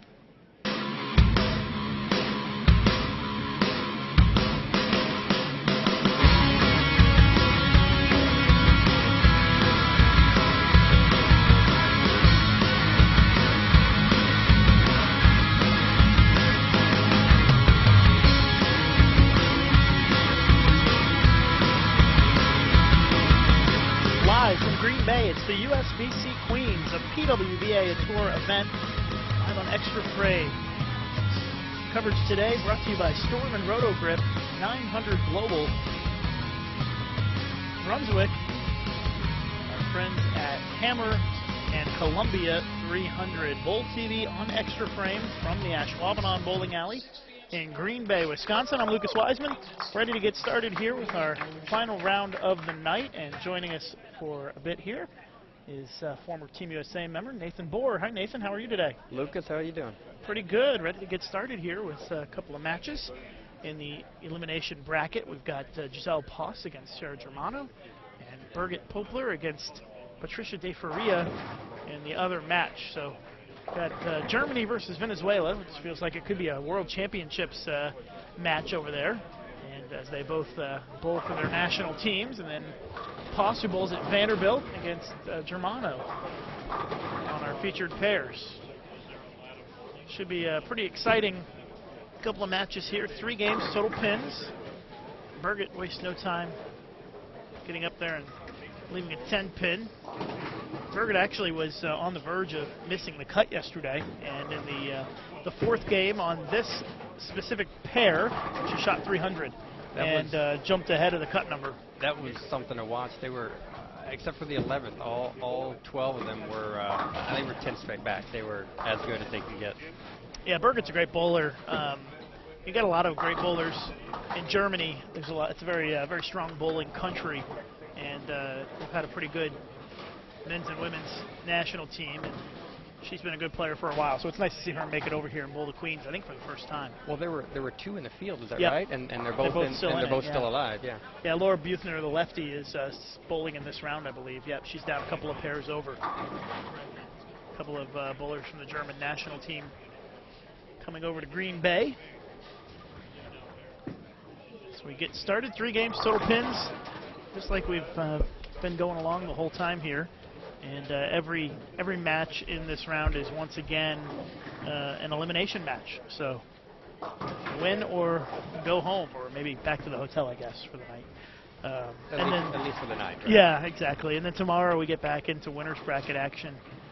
And our defending champion, Maria Jose Rodriguez, is undefeated. Pulled her way to a couple of wins earlier today. I know you kind of watched pretty closely those matches, and she kind of dodged the bullet against Rocio Restrepo in that last match. Both of those matches, she dug herself a bit of a hole. Move your mic up a little All bit. right, thanks. There we go. Both of those matches, she dug herself a bit of a hole, and then just found something late and made a bunch of good shots. Got a little bit of help from both Josie and Rocio, but you need that in this format. You definitely need help. You need to bowl well, and you need some help. Yeah, and it's so critical to stay in the winners bracket, and unfortunately none of these bowlers are in the winners bracket anymore. The winners got the rest of the day off after they went 2-0, and these bowlers fighting for their tournament lives here in the elimination bracket. Into the losers bracket this early is more of a mental thing than anything, because you can't see the finish line yet. Yep. You're still just right in the middle of it, and if you look too far ahead, you feel like you're never going to get there. So it's a much more mental grind at this point than actual physical grind. The physical grind comes in tomorrow when you start winning matches. Yeah, and if you call up the bracket on bowl.com/Queens and you just look at the elimination bracket, it's very overwhelming. All the names and positions and rounds, and there's 8 rounds in the elimination bracket, and this is only the second round. And we lost 16 players in the last round, and we will lose another 16 in this round, as we will cut to the final 32 at the end of this night. 16 in the winners bracket and 16 in the elimination bracket. That will be back tomorrow morning at 9 a.m. Central Time for the next round of matches, as this is our final round of the night. And we all, of course, are looking forward to the TV show, which is going to be coming up on Tuesday at 8 p.m. Eastern Time. We will take you all the way up until we know the 5 finalists for the show. We will have a pretty exciting Final 4 elimination finale tomorrow night at 7 p.m. Central Time, if you'd like to make a note to join us for that here on Extra Frame. That's a great format change, I believe. That's new in the last 2 or 3 years, I believe, and it's a great way to determine the 3, 4, and 5 seeds, I think. It's a very exciting match. It is a very exciting match, and the way it came about is it used to be that you could actually they wanted to go to a 5-player stepladder without having this crazy little elimination bracket that was off to the side. Right. And you could in the past have somebody who lost twice but still made the show, which is kind of weird in a double elimination format. So in order to keep that from happening, you have that 4-player finale match where 3 of the 4 move on. So it'll be pretty exciting. It's always a very interesting match. We've seen a lot of drama in that match. Oh, absolutely. Yeah, Masters. So many things can happen when you've got 4 bowlers in there. Yep. Really changes the dynamics of everything from the way the lane breaks down to the mental approach to having to bowl 3 people instead of just 1. Yeah. Are you trying to win the thing? Are you trying to not lose? Exactly. What is your mindset going into that? That's very exciting.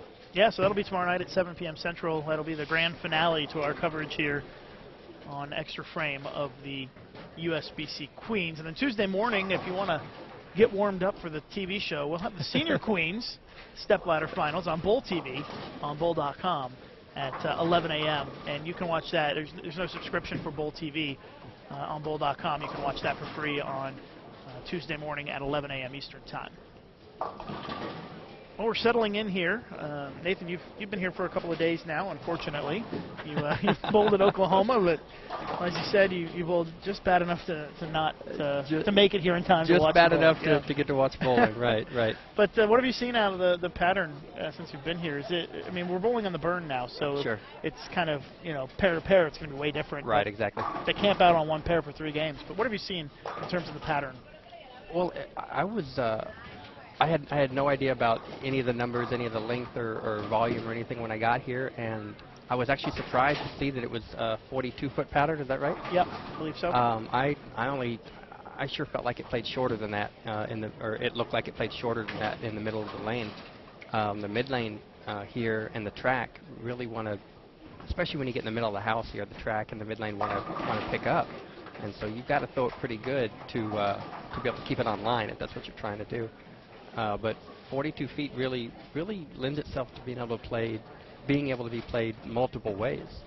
Watching Diana Zavyalova play 10 in qualifying and her matches, and then Maria and Rocio were both playing 20 in their match, and it's a very fair pattern to me, and this bowling center seems to be a fair bowling center. Rev rate, no rev rate, don't really seem to have any advantage one way or the other.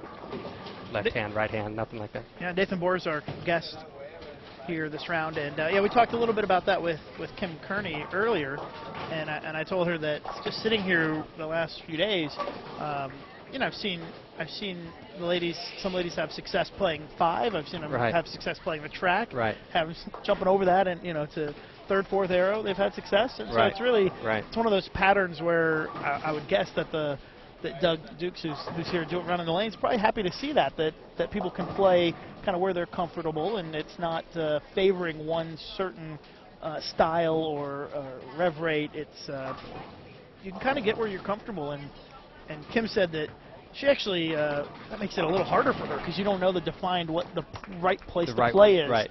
You know, you kind of can get fooled, I guess. Sometimes. Exactly. Yeah, you really can. And actually watching Kim in that second round match, she threw she played the lanes fairly differently than she had been playing them. She stayed a lot further right and stayed in the track rather than getting left of the track and kind of rolling it into it. She threw an IQ tour to the right instead of throwing a ball like a skid, I think is what she was throwing, hypercell skid. I think she would throw it to the left of the track. And so definitely different ways you can play, and you've got to really trust in whatever decision you've made and be confident in that. You can see that Germano playing a little bit of a tighter line inside. Yeah, well, she doesn't have the rev rate that Giselle does, or the speed for that matter. Both of these pairs look a little tricky to start with. I had a feeling, we were talking during practice, that the 39 and 40 was going to be tricky after that last match on that pair. And it's so much, when you're bowling on the second shift, basically, depends on what the people were doing on the pair before you. So I would guess that as much as they could, they probably tried to watch some of the bowling on this pair and get an idea. But some of them were bowling in the previous round, didn't have that chance. I would say Birgit and Giselle both bowled that last round. So Sarah and Patricia, if they were top of things, were down here watching that last match, I would assume. Right. It's important to get a read. Right now, it's kind of a slow start. A lot of spares being shot at early on here.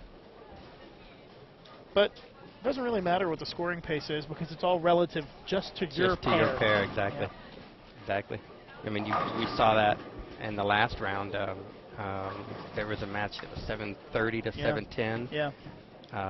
So you just, in one respect, it's some of the fairest competition you can have, and also be some of the most frustrating because you can really bowl well and not advance. Yeah, and I see that sometimes on social media when we do these events with the brackets. You know, it's not fair.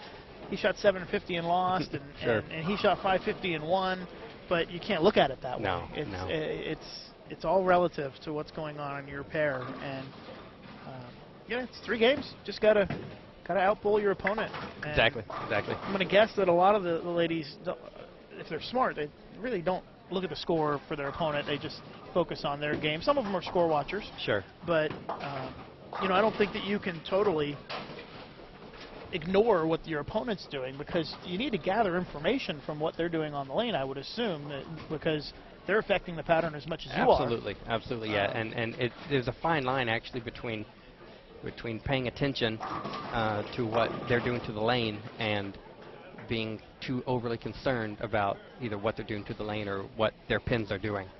And if you can keep it in your mind that to pay attention to what they're doing on the lane rather than whether you're getting the pins to fall or not, like that. Giselle threw a great shot there and left a stone 8.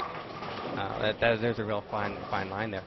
Speaking of stone 8s, I've seen thousands of them today. So many today. Yeah.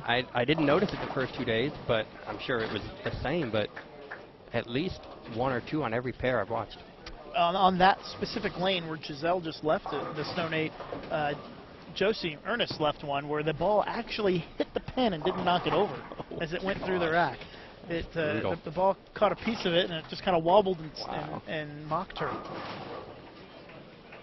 Wow, that would probably be a worse hit than the stone 8. The wiggling, tough. the wiggling where 8. the ball actually nicks it and it still stays up. I saw Jessica Abel a couple of pairs over. She needed a double in the 10th, I think, to win, and she left a brutal. Was it 9 pin or 8 pin? 9 stone pin. 9, yeah, right? It was tough. It was. She had left a ring 10 the last shot on that lane and a flat 10 on the left lane, and so she made the adjustment and it just wasn't meant to be. I mean, just the 9 never even tried to fall down. Yeah, it's tough. Carry can be kind of tough. It's such a fickle thing in our sport. De Faria with the spare on the double, trailing by a couple of sticks.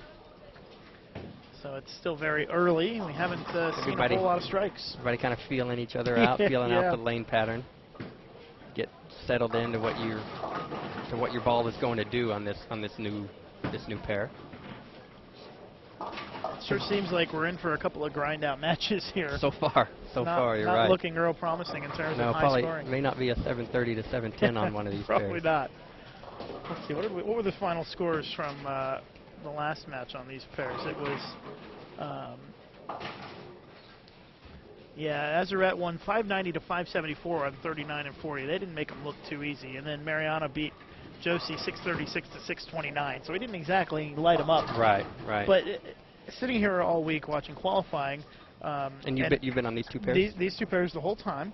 I can't tell you how many of the bowlers came by and said these are the lowest scoring pairs in the house. Really? I said that's because you're in the Wiseman Jinx bubble right here. You know, it doesn't matter. You get a double and you get a big 4. Yeah, it's.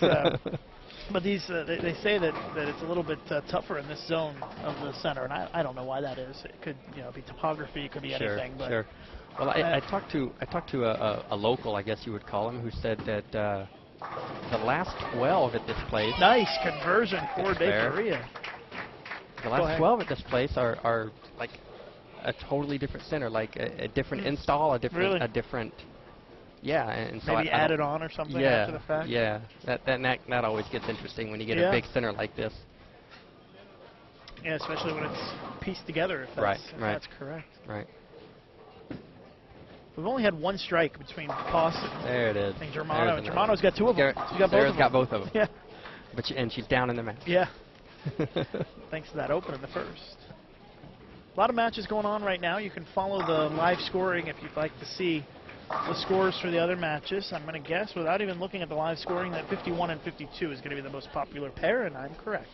Because that is down where Kelly Kulik is bowling. She's bowling against Cassandra Leuthold, and Leuthold up by 24 in that one. A little bit higher scoring down there. See, some of the matches look like they might shape up to be high scoring, but we do not have them right in front of us. No, we sure don't. And you mentioned that Mariana and Josie may have done a better job carving this pair, and I would have agreed, but it doesn't seem. That doesn't look like it's. No, not so far. Giselle doesn't seem to have any help to the left, and Sarah doesn't seem to have any help to the right. They both got to make pretty good shots to hit the 1 and the 3 at the same time. And just based solely on rev rate and ball speed, I would have thought that Giselle would have a little bit of an advantage in this match. Absolutely. On the breakdown. Absolutely. But it doesn't. She doesn't seem to be able to consistently hit the pocket and carry. No, she looks like she's a little in between bowling balls right now. She's got I think that's a Bad Intention that she's going now, or an Orange Eruption Pro, and both of which she threw a lot in qualifying and struck a lot in qualifying, but they just don't seem to be making the right shape right now. Well, if I've learned anything from watching these matches, it's that players can get lined up and start striking In pretty a hurry. quick. In a hurry. It can get going. It can heat up pretty quick. Right, and that's another thing you've got to be mindful of if you're when you're bowling. If your opponent, sometimes they can dictate your strategy, because if they are still searching, if their ball motion isn't very good, maybe you don't have to try and throw a four-bagger. You don't need to make yourself get in trouble. But if once they start striking, you may have to make some decisions at that point. Well, both matches pretty close so far, and it's been a bit of a spare shooting clinic so far. So Patricia went through the face on the left lane, looked like made the adjustment, and then washed out on the right lane. That's not much shape on that pair, it seems. Yeah, and had a feeling that might happen after we saw the tough match between Zetter and Peterson. Well, the good news for Giselle is she's making her spares. Yeah, she's clean, but she's already lost 12 pins in count. Losing a lot of pins in count with the 6s and the 7s. So Sarah's making a ball change. Yeah, she's down by 3, go up by 7 with a strike for a double. Not seen a double on either pair yet. Now Patricia had one in the 3rd and the 4th. Oh yeah, you're right. She did. I take that back. But she's trailing by 20. Strange game. Looks like Sarah's going to a much more aggressive ball. It looked like she pulled it too. And it oversaw it. Yeah. Yeah. Just came over the top of it. It looked like. Sure. But hey, guess what? It struck. And it's a double. And puts her ahead. Yeah, and it's a lead change. She's up by 7. Can't complain, I suppose, but you know, when you make a ball change, you want to make a good shot so you can get a read on it. Right. That one, I would guess, is going to force her to move a little bit further left, just with how aggressive that cover is, cover and core.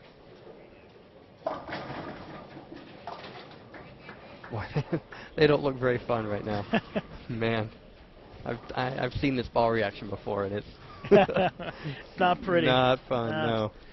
And it's so hard to take big chances when it's still pretty close. Yeah, you don't exactly. You don't want to make it worse. Another ball change back and a good shot. Not quite getting around the corner enough. So either she's going to try to throw a different ball on each lane, or maybe she just didn't like the way the other ball felt and decided not to. Right. Sometimes that happens.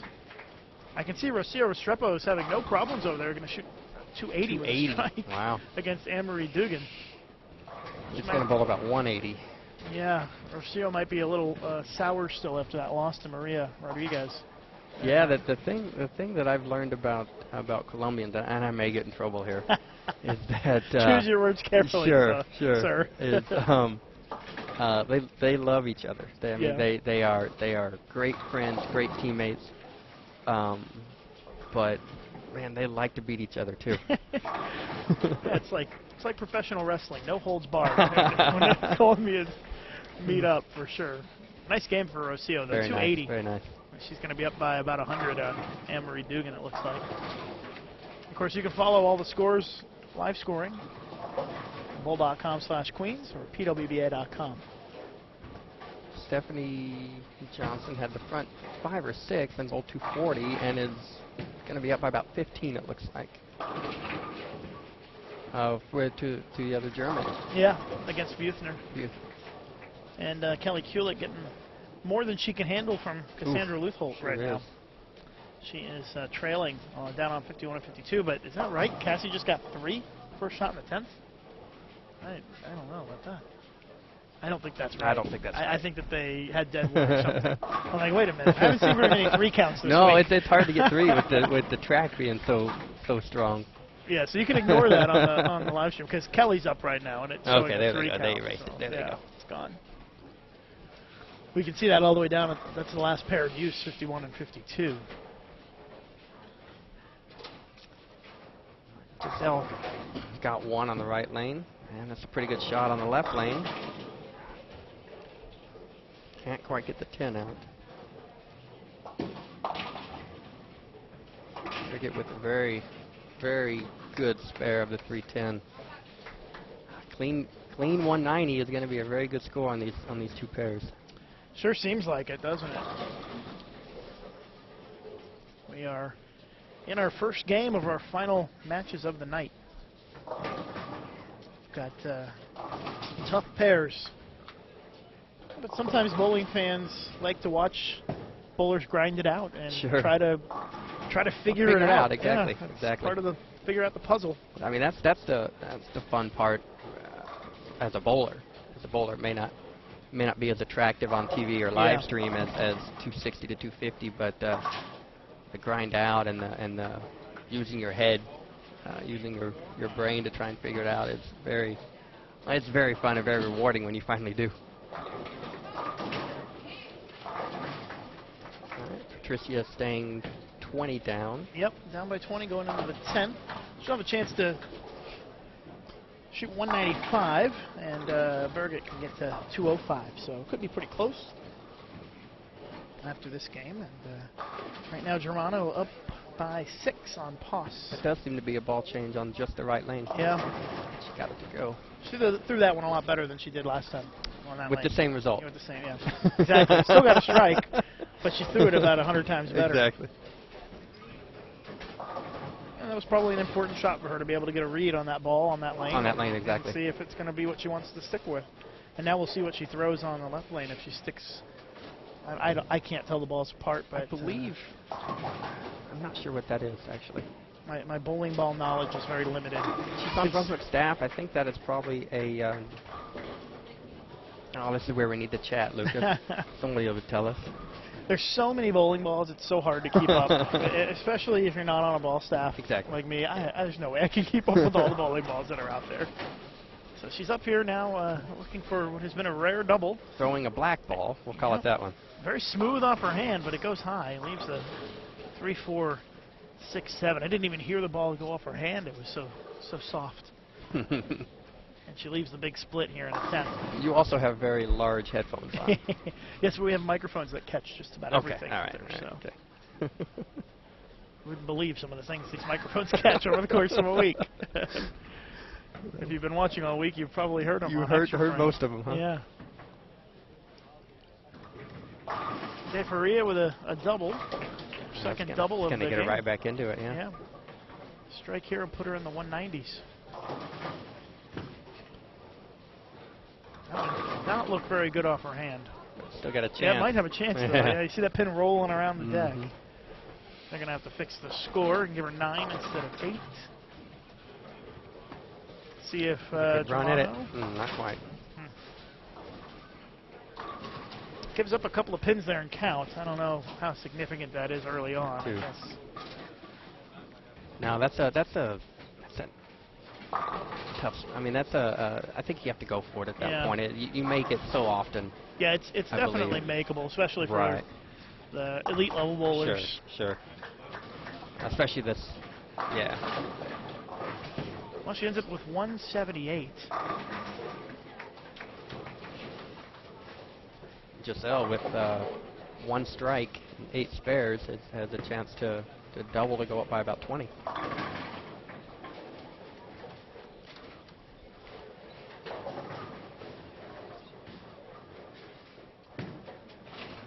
Looks a little left.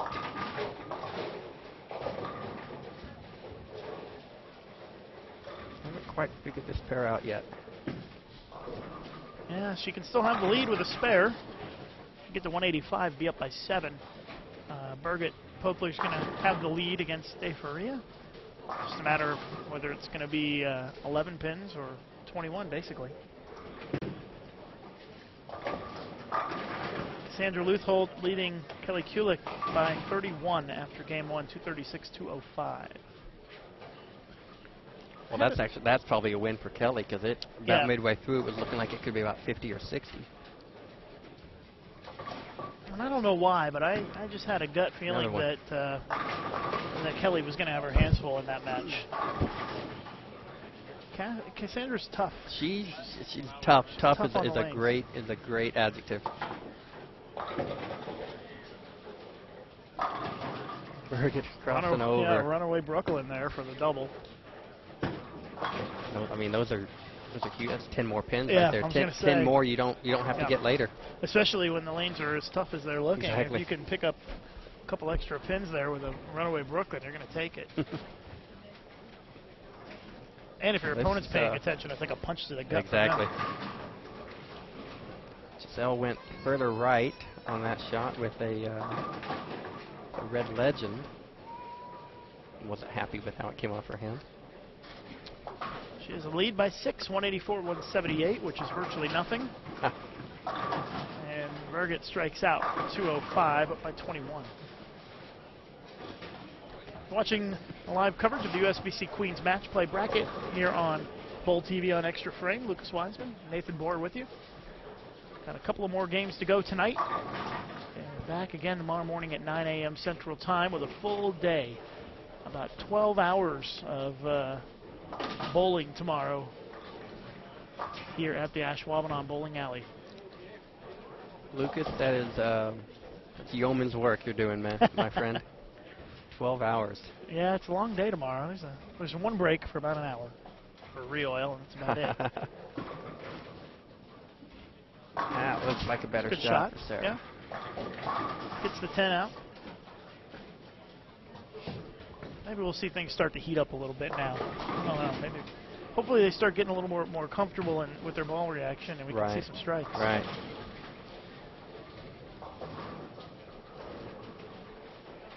And a pair to the left of us, Amanda Green with 212 to Kristen Warzinski's 182. And Brittany Hamilton is up on Jackie Reese by 9 after the first game. Got Boomer Shine, 243, Caldwell, 191. It's a good start for Lindsay. Yeah, and Arnett, 213, Lomelli, 188. Alvarez, 205, Pate, 186. Mexico has made a good showing in this, Yes, in they this have. event as well. Carbonetto all over Marsha Klemkin, 233 to 168, and they both have the front three. All right. That's down on 31 and 32 if you want to look at the live scoring. Tough. Another player that's tough is Marsha Klemkin, though. Yes. She's not going to give up anytime soon. Trisha Reed leading Megan Kelly, 211, 208. Lubinsky up on Mar, 244, 207. I got yelled at by her mom. Mar had 17 in a row, and then I mentioned it, and she immediately missed. 17 in a row. That's pretty good. Falbo, 184. Davidson, 174. Stephanie Johnson, 240. Laura Buchner, 224, but Buchner has the front four and has virtually made up the difference. And Lucas, I think you're right. We're 5 for 5 on this pair now. Yeah, it's amazing how things start to loosen up a little bit. Rocio Restrepo, 280. Anne-Marie Dugan, 180. 100-pin lead for Rocio. And up 13 again this match, this game. Still waiting for a couple of more matches down on the 21, 22, 23, 24 to finish up game one. And guess what? Another strike after a relatively dreadful first game. I think we've equaled the number of strikes from game one already. We may have exceeded it by now. Yeah, we're up to 6 strikes already here. It's amazing how that happens, isn't it? Sarah still with a different ball on the right lane. It's close. Yeah, almost had the pin spin around behind the 4. Almost knocked it out. They both appear to have decided to stay to the right. Giselle took a ball that's a little cleaner to keep it in the track longer.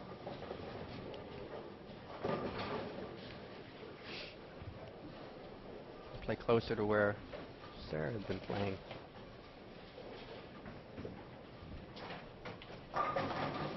Missy would strike in 9, 10, and 11 to take a lead on Mariana Ayala. Yeah, just waiting on that one to go final here. It's Missy will be at 213, and Mariana at 202.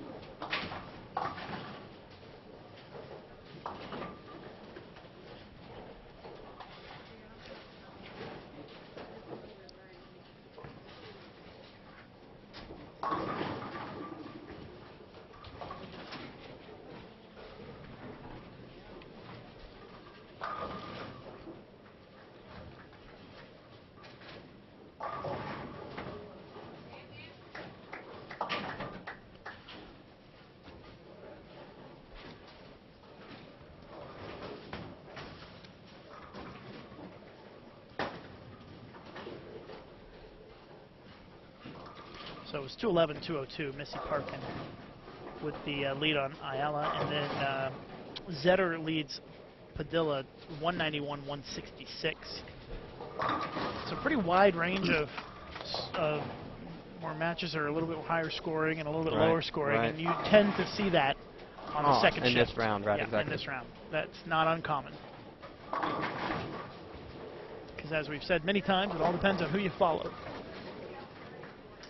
Marsha Klumpkin's got the front five this game. To cut into that lead a little bit.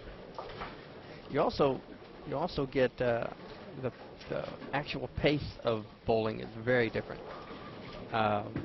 This match between Amanda Green and Kristen Warsinski is in the 5th frame already, and Brenda Padilla and Azarette are just starting game 2, and that's, take that out, that's a whole game difference with just 2 on a pair. Yeah, Kristen and Amanda both tend to be pretty quick players, and by the same token, if you get a couple of the slower ones on a pair, you can drag on forever. Exactly.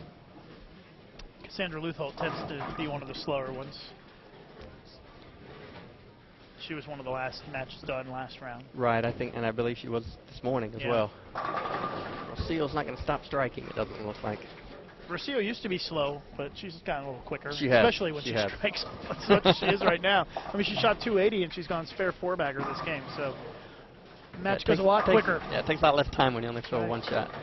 Well, look out, because Birgit Poplar's starting to look a little more comfortable with each frame here, front 3. After shooting 205 first game. And she has had that lead grow from 21 to 41 in just 3 frames here.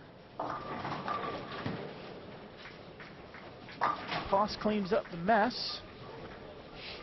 And she has taken a 13-pin lead now against Germano. Lucas, I got to say, I think this finals format, maybe not double elimination, but 3-game total pins is probably my favorite as a competitor. It's probably my favorite. I like the idea of every shot being worth something, and a 4-bagger in the first game is just as important as a 4-bagger in the last game. Yeah, and I've always thought that while the best of 3, best of 5 they are exciting to watch. They are exciting, and they're good for live streaming purposes. The better player tends to win, or the player who has managed the match better wins when it's 3 games total pinfall. It takes a little bit of the luck out, just a little bit. Sure.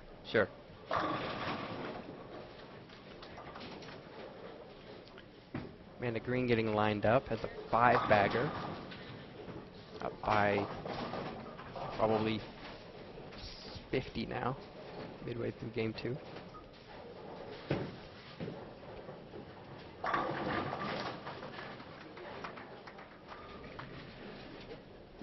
Germano looking for a double here. She can pull to within 3 in the match.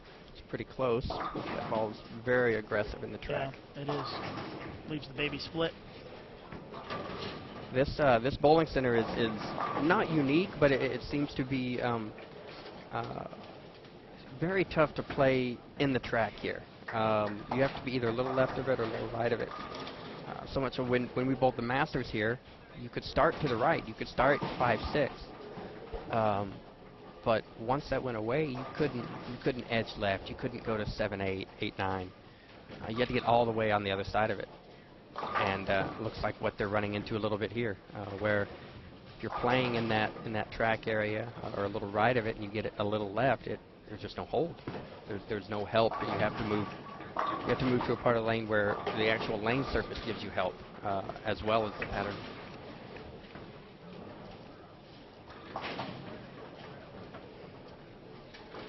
Well, we're moving right along on our featured matches. 5th frame. Score is a little bit better than we saw early in game 1. More strikes for sure.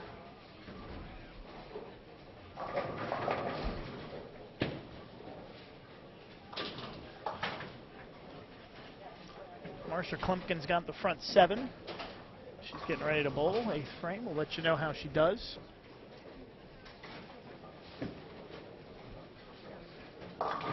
Yeah, I think they're both going to have to make a move here pretty quick. not. Might be time to jump a little left. Yeah, just get left of that spot. The hold is definitely going away. Boy, Rocio Restrepo is just crushing it right now. 280, spare, 6-bagger. And she's not gonna let up. She's not gonna give Anne-Marie any room to breathe here. If Rocio has her way, she'll shoot 870. Exactly. And call it a night. Yeah. Open frame for De Faria. She is falling behind considerably. She is in danger of letting this one get away early. Yep. As we're about at the halfway point of these matches. Marcia got the front 8, so she will have a chance to step up in the 9th and 10th frames in a few minutes here. And she was down big in that match. She went down About 50. Almost more than that. Was it more than that? 70, I think. 230 to 160. Yeah. That's right. So Jackie still bowling a good game, a 3-bagger and 3 spares. Still has 240 left, but. I might have to put Matt Cannizzaro to work with our Bowl TV mobile cam if she keeps striking. Marcia's just about made up the whole stagger right now. Yep. Amazing what an 8-bagger will do for you, right? Those are pretty much never bad things. That's a good shot. Unless your Just opponent out to has the one right. as well. Only so much you can do. Poss with another strike, double, spare double for Giselle Poss to start game 2 as we are at the halfway point of that match. And she leads by 35. A nice lead, but by no means comfortable lead. No. Can't rest on a 35-pin lead at the halfway point of the match. Not even with 5 frames, let alone 15 frames exactly to go. Right. 135, you might be talking being a little more comfortable. Which I think is what Rocio is up on Anne-Marie right now. Yeah, it might be more than that. I think it is a lot more. It is that. It's closing in on 200 at this rate. Because she beat her by 100 the first that game. One to the right, and Look at that. Made it all the way back. There's where some of that rev rate definitely helps. A little light hit carried for the triple. And she extends the lead into the 40s. Birgit with the front 5 now. Got some people starting to string some strikes out there. Amanda Green, Marcia Klimkin, Rocio Restrepo. Yeah, some people turning it up a notch here. Maybe they're hungry to get to dinner. Who knows? This is the last round of the night, so everybody's calling it a night after this round. Another one from Rocio slapping them out now. All right, here's Birgit with the front 5. Another pretty good shot. 10 pin. But couldn't cooperate. Very good shot, though. Marcia's up with the front 8, and I'm getting my mobile cam ready here for Matt. Going, she gets another one. A Crux Pearl, I believe. Getting in the pit. All right, Matt's got the Bowl TV mobile cam, which is also known as my cell phone. I didn't know if that was a trade secret. I didn't know if we could say that out loud. loud. Yeah, just my iPhone. It taps in wirelessly to our live stream platform so that we can see see it remotely. Very nice. And we'll take a look at Marcia here in just a minute.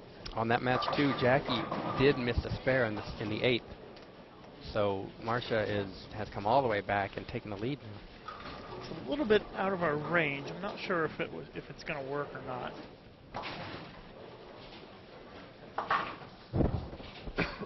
Let's see. It looks like it is going to work.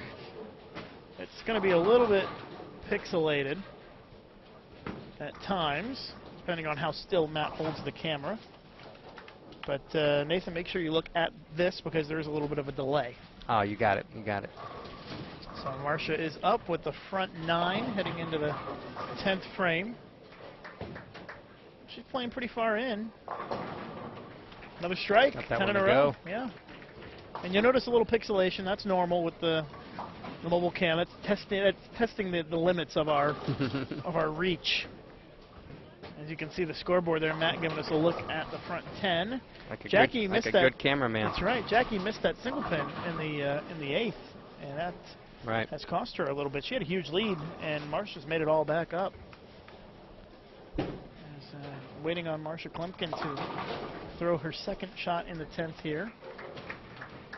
Our Bowl TV mobile cam down on, what is that, 31 and 32? It's hard to see the numbers with the banners hanging. Yes, it is, and it'll freeze up a little bit, so just bear with us. It's not perfect technology yet, but it's way better than what we used to have. Getting there, yeah. It's getting closer and closer to being pretty awesome. So here's Marsha with the front 10. Looks a little in. Too. Oh, trips the 4 out for the front 11. She looked like she got that one in a little bit. She wasn't too sure about it, was she? And now she's got 11 strikes in a row, and we are one more strike away from a perfect game. How many would that be now? 6 in this tournament? We had, I think, 5 in qualifying. I've lost track. I have to ask Matt. Matt's the keeper of the stats. He's the one with the camera right now. I could probably find it in his notes somewhere, but yeah, he's working on TV notes over there. Looks like Marsha's going to take a re-rack. We'll get back to our featured matches in just a minute. By the way, Birgit went 9 spare on the front 5, so we're not missing anything there. But we'll be back to it in just a moment after we watch Marsha here. Like I said, apologize for the pixelation. It's going to happen a little bit. We're testing our limits here of where we can reach with our mobile cam. 31 and 32, about 4 or 5 pairs away from us here. But Marsha Klumpkin with the front 11.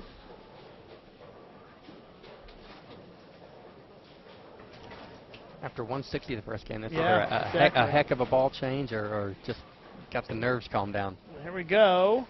That looks pretty good.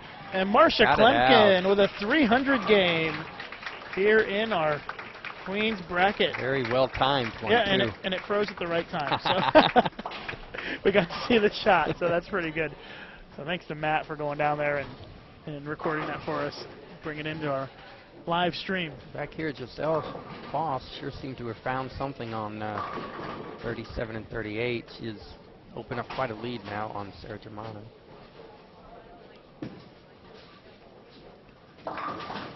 It used to be we could only tell you that there was a 300 being shot. Now we can actually show it to you, thanks to that technology. And Giselle up by 47 this game and 53 overall. Rocio finally didn't strike again. I know. She was going to go for 290. She's going to have to settle for 279. 280, 279. Jeez, that's more than I shoot for 3 in league. That 559 may win some of these matches. It very well might, yeah. And she's going to be up by 178 pins going into the last game. That is just incredible. It really is, because they're open frame. Sarah's got a chance to throw a couple good ones here and get right back in this. And Birgit's got the big mess over there. The 4 count through the face, split on a spare, loses count, but I got to tell you, I've never made the spare throwing my strike ball at it. It's not easy to make. I've only made it shooting it like this. Yeah. And that one's not quite there. It hooked too much.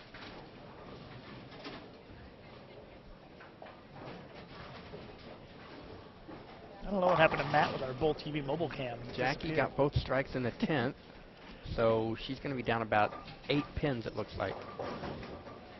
Which, if your opponent's shooting 300, is not a bad deal. Sarah with another ball change on the right lane. Matt's down there still recording the match. I just wanted to see the 300.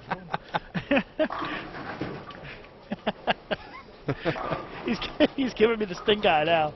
Thank you, Matt. Good job. His arms were getting tired from holding the camera. You told him to hold it still. That's hard right. to do. It is hard. It is hard.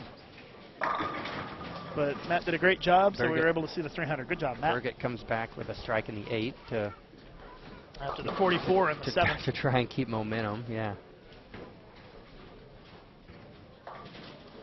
Germano shooting the 245. A lot of ways to miss this. She shows us right there. That is not a fun spare to shoot. No, it is not. And Giselle opens, and Sarah comes right back and opens as well. Really changes the complexion of the match a little bit if Germano had struck right there. Right, exactly. Or if Poss had struck.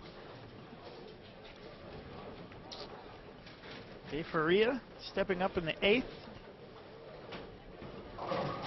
down by 57 pins in the match. Needs to try to find something. Something. Still not it. can't quite, right. Seems like she's kind of getting the same reaction that Sarah is, where she's just right on top of the track, and there's really no help either way. You know, I'm probably going to jinx it by asking Matt this, but Matt, what's the 3-game record in match play for the Queens? Do you know? It's in the records. Because Rocio's got 559. I think it's 8-0 something. In the Masters, I know it's something ridiculous, like 873 or something. It's Eric Forkel. Yeah, 873 in the Masters for 3 games. Crazy. Jeez. So we'll see what Matt finds. He's calling up the records right now. I thought maybe Matt had that information offhand. 803. It's loading. Oh, that's his guess. That's his offhand answer. All right. That was my guess too. Let's see how good these guys well, are. I think I've jinxed Rocio by mentioning because she's shooting 2 spares in a row now, which she hasn't done the whole match. She's actually got a very poor strike percentage in the first 2 frames yeah, and a very high true. percentage from 3 to 12. That is true. That is true. Let's see, Matt's got the records up. Giselle with another good shot on the right lane. 806, Liz Johnson, 2009. 2009. Where was that? Where was 2009? Reno, maybe? And then 803 is second place. Holsenberg and O'Keefe tied. Shannon that same year. Yeah, 2009 and 2010. You guys don't think that was against each other, do you? I don't think so. That would be interesting. That would be bad luck. Yes. Wobbling 2-pin for De Faria. Final match of the night here on Extra Frame. Full day tomorrow starting at 9 a.m. Central Time, 10 a.m. Eastern, and going all the way through until about, I would say, 8:30, 9 o'clock Central Time tomorrow night. So tomorrow should be a pretty exciting day. We've got a lot of great matches. Well, 2-pin. Well, as much as it seemed like Giselle was in control of this match, Sarah does have a chance to stay in contact. If she can double in the 10th, she'll stay within about 40, which is not insurmountable by any means. Yeah, just want to try to keep it manageable if you can. Exactly. Limit the damage. A lot of the matches are starting to wrap up game 2 across the house. Curious how Kelly Kulik and Cassandra Luthold are doing down there. And looks like Cassie has added to her lead by 8 pins, so up by 39 pins as they are winding down game 2. I'd say it would be considered a bit of an upset if Kelly got knocked out on the first day of match play. Absolutely. The way she bowled in qualifying, and the way she bowls all the time. I don't think there's any doubt that she's the one to beat at just about any tournament, any women's professional tournament in the last few years.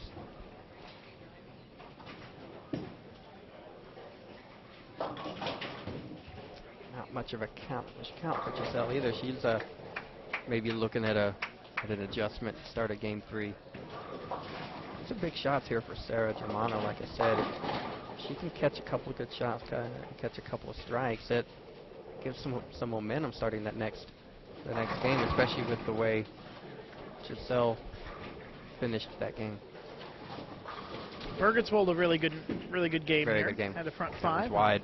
That's not a great shot, 245. But she still can be at 228, which is very good score. A very good score for that pair, I think.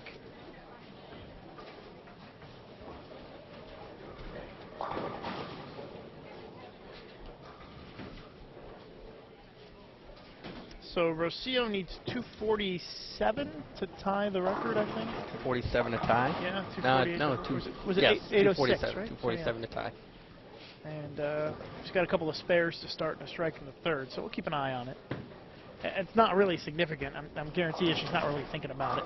Probably Probably not. has no idea what the record No, is. exactly. She just knows that she's going to win her match because she's up 170 Because plus I think pins. she's already won the match. Yeah, pretty close. Getting close at least. Yeah. Being mathematically over.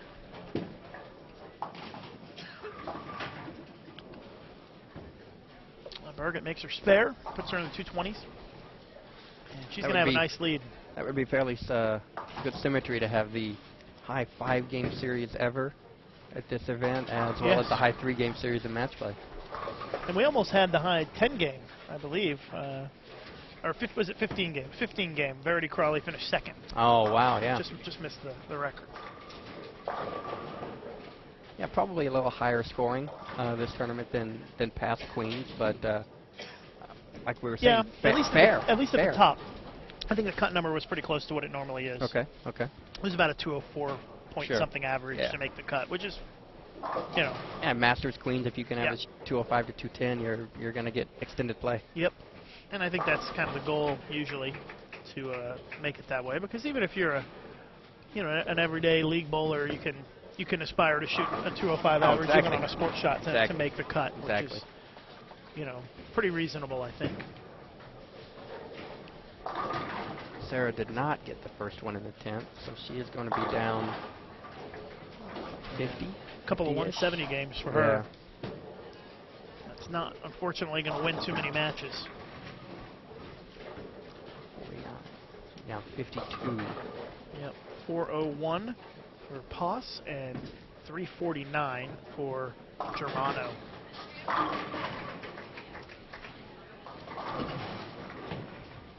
You've got Poplar at 433, and Dave Faria is going to shoot 170 this game.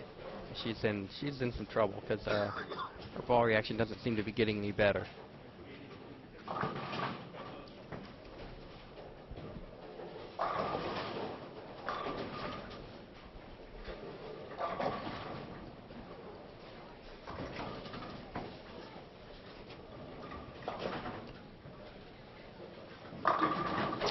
A game to go. Oh, Rocio, I saw her bouncing around over there. She left the bucket. And the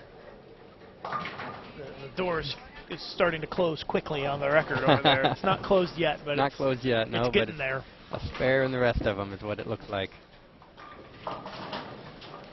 This match could get interesting if Sarah can find just a little bit. It's just Elle's ball reaction is definitely going the wrong way right now.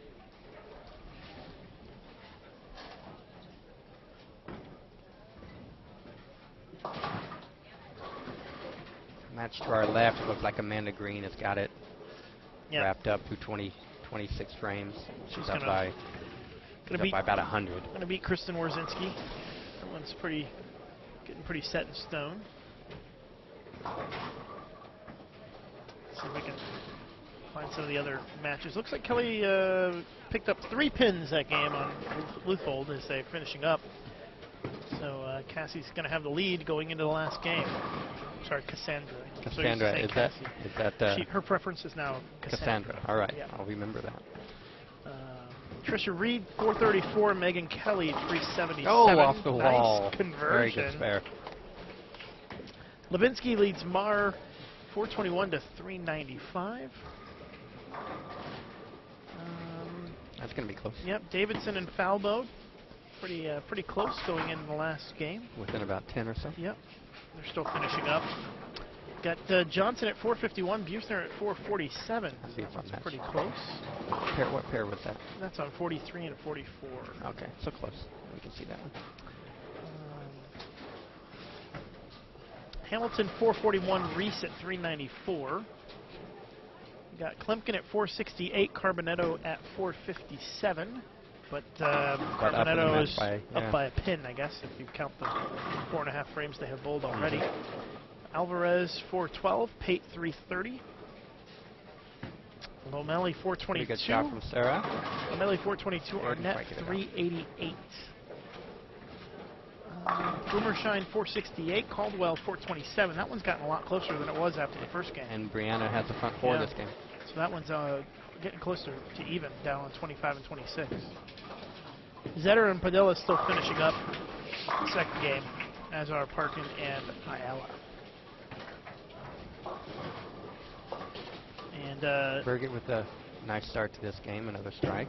Leuthold officially leads Kulik by 28 pins going 28. into the last game. Kelly has really struggled today with carry. I mean, she's got to the pocket as much as anybody, and then just not knocking them down. And sometimes when that happens, you maybe you start searching or make a more aggressive ball choice, and the circles start showing up, and that's kind of what it looked like happened in that game.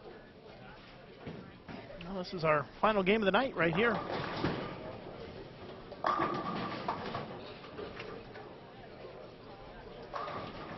Still keeping an eye on Rocio. She Still has a shot. Yep, got to take it. What's the next? See, 1, 2, 3, 4. Next 5, and then some count on the fill, basically. We'll let you know if she gets the record. Tricia with a big move all the way out to about 3-4. She had to do something. She did. She did. Down 433 to 363. I think she came back here and spoke with the Marcano sisters, Karen and Alicia. They may have either hinted at that or just, I think only just Karen's told, here. Just told it well. Oh, okay. Yeah, only okay. Karen's here. Just Karen. Okay. Oh, Rocio just left a 10 pin. No, No, she didn't. Never mind. Take that back. Messenger came across, took it out. She's got that big Rocio smile going right now. I would have a big smile too if I was closing in on 800. Yes. I don't know what the high score has been today, but I don't think it's been anywhere near 800. It's probably around 730. 30 or 40, Yeah. right? Look how far right De Faria has moved, and that one got away from him. Doesn't really have any room left. No, you really don't. The track is so dominant here. Unless there's something very helpful to the right, you've really got to use the track. Poss with a nice strike. Want to say hello to Matt Farber. He wants a shout out, so there you go. So maybe he'll stop texting me now. If I know Matt, he probably won't stop texting me. No, he won't be satisfied until No. I give his Twitter a shout out, but that's not happening. You'll be able to see Rocio on the far right side of your screen. She's going to be bowling on lane 41 here. And she's just now going. There she goes. Still has a chance at the record. Shot. And that's not that. Yep. Big split. 4-6. She's going to have to settle for about 770 and And surviving win. another day. Yes. Yep. Big win against a Hall of Famer like Anne Marie Hall of Dugan. Famer. It's not so easy. But, No. Rocio got the job done. Another good shot from Giselle. Just not much room to work with there. No, there's not. Leaves the 2-pin. Hopefully looking for a double to start this game. Her ball reaction has gotten much better. It looks fantastic now, doesn't it? It does. She's a great bowler. A lot of people here have absolutely no idea who she is yet. And, Berget? yep. She's pretty well known in Europe. Oh, absolutely. A Yeah. whole lot over there, Yeah. and has not made her way over here too often. Occasionally, we've seen her over here. Mhm. But it'd be nice to see her come out and bowl a little bit more, maybe on the tour. Well, yeah. I wonder if that's part of the plan. I can tell you that she is not a member Okay. as of now. So There are a lot of members, though. I heard 79. yeah, there's quite a few. That's a great start, in my opinion. Yeah, we have a lot of the women who've elected to support the PWBA, I think which that's is good. very good. Very good. Let's see if Berget can take it to the front 3. A little left. She Good. throws it so well. Her fundamentals are very good. It's a very simple game, but it's very effective. And her ball roll is so stable. Yeah, Very exactly. stable ball Yeah. roll. She's very steady with her Mhm. with her head and everything, and she's able to keep the ball on line pretty good. All right, Germano trying to claw her way back in this thing, down by 52, can make it 42. Just got to kind of Chip away at this chip point. away at it That's a one pretty good frame shot. at a time. Again, Oh, the 7-pin. man. That's 2 in a row on that lane, just like That's that. tough. Good shot. Looked pretty close. And I'm going to guess she'll take that in the pocket. But she needs to start carrying Need to some start of getting those. those out. Yeah. If you're wondering who the voice is along with me here, I'm Lucas Wiseman. You may not be used to hearing me on Extra Frame, I guess. And Nathan Bohr is joining us in the booth for this round. Thank you for having me, Lucas. No problem. Always nice to have somebody to help out. I get lonely talking to myself sometimes. I understand. I understand. I do my best to find a guest to sit in, and sometimes it's easy. Sometimes it can be a little difficult. Patricia is almost certainly going to drop this match at this point. I think so. It's really looking like triple it right digits now. Yeah. So Birgit looking like she's going to move on to survive and advance in the elimination bracket. Amanda Green shoots almost 700. Yeah, 699. 699. Pretty good total. That'll win a lot of matches. Will. Unless you're bowling Rocio. Looks like Jackie Carbonetto has decided to 300 didn't phase her very much. Yeah, Marsha's going to have the 300 and most probably will lose the match. Yeah. Jackie's down about up 50 now. Yeah, Jackie's up 52 this game, and Marsha was up 8. Yeah, just a few pins. Let's see, where are they at? They're on 31. Marsha was up 11. 11. Yeah. Okay, so 41 with 2 frames to go. Yep. Marsha just doubled. I don't think she did. She 10 pin. I think she rang the 10. 10 pin. Yep. It was hard to tell from her reaction That's whether she was happy or exactly. very angry. And it was the latter. Yes, unfortunately.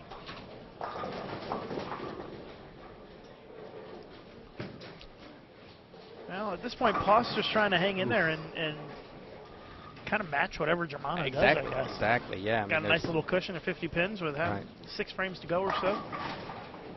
Odds are, if she stays clean, she's going to win this match. Especially since Germano has not really shown a whole lot in this match. That can be easier said than done, though, at times. Yeah, for sure. Especially, and I know Giselle has not bowled the Queens very much. This may be her first time. Sure. And so, maybe nerves can catch up to you a little bit. Exactly, so exactly. Got to make the spares and stay clean.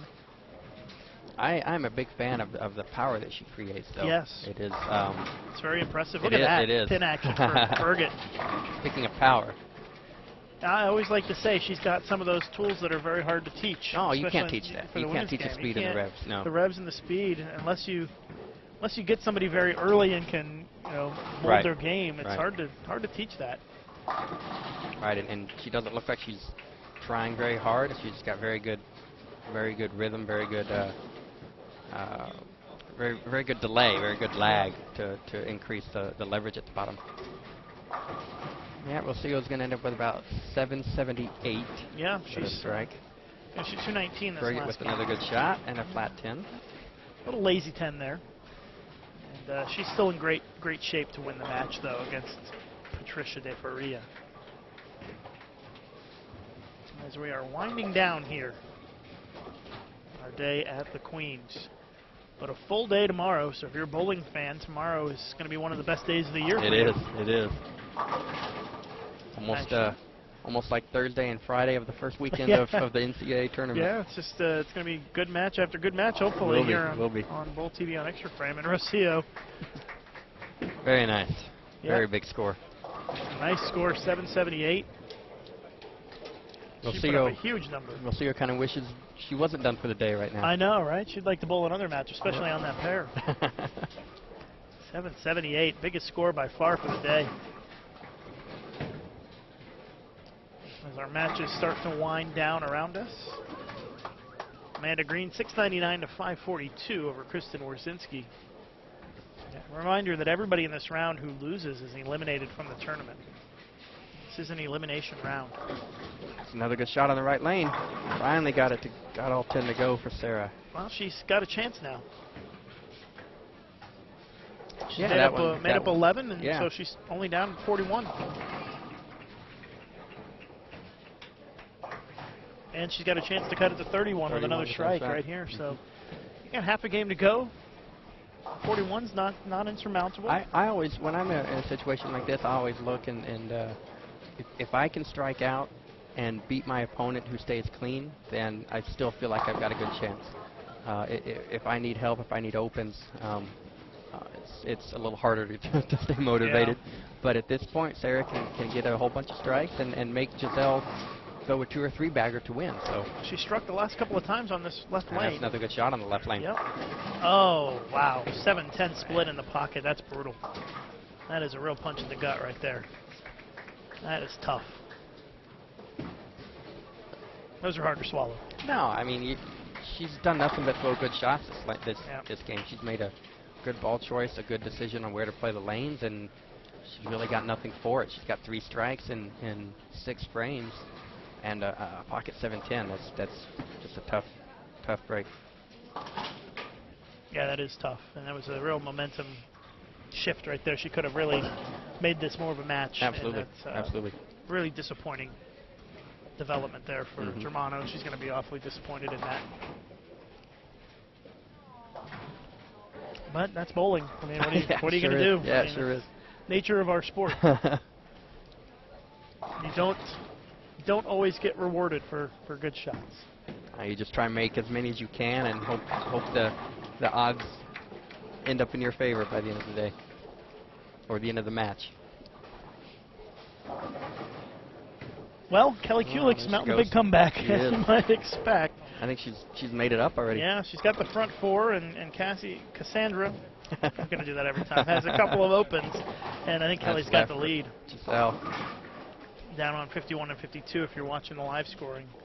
458 people on the live scoring. It's pretty good. Good indication of how many people are kind of watching. Yeah, that's a good way to look at it. Yeah, we don't have any idea how many of you are watching on Extra Frame, but we can see how many of you are on the live scoring. If you are, go ahead and text Lucas right now. You can tweet me. and let us know. There you go. Tweet me at Lucas _ All right. Wiseman. That's better. Now Matt's really going to be upset that you Exactly. gave a shout out to your Twitter, That's but right. not his. And again, that's at Lucas _ Wiseman. Are you on Twitter, Nathan? I am. Yeah, what's I your am. Twitter handle? At nbor300. There you go. If you want to follow Nathan. That is a very old You don't tweet handle. often? Or do you tweet often? Very occasionally. Oh, okay. Occasionally. Well, you'll have to tweet tonight. I will. Since you may have some new followers. That's a very old handle from the AOL Instant Messenger Oh, days. nice. So the original handle. Another Great good shot from Bergen. Man.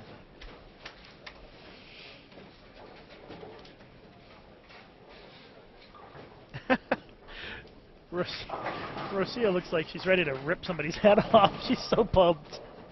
She just came over and gave a really evil-looking fist bump. Punched the sky, did an uppercut to the sky. Like I said, I don't want to bowl her right now. No, she'll probably bowl air right now. She's just so into it. Yeah, she's very competitive. About as competitive as it gets. That's an understatement Yeah. there, Lucas. She's a great player, great competitor. That's a good move for Giselle. Good shot on the left lane. Yep, and she is up by 3 this game, up by 52 coming into this game, so a 55-pin advantage for Pulse. And my phone just lit up with Matt Farber, of course, as expected. And now he's mad. He'll get over it. Really doesn't have a choice, does he? No, he Lucas? doesn't. All right. No.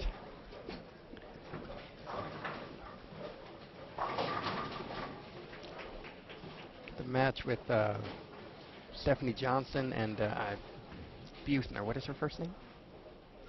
Laura. Laura Yep, Buchner. Laura Buchner. Looks like it's getting fairly close.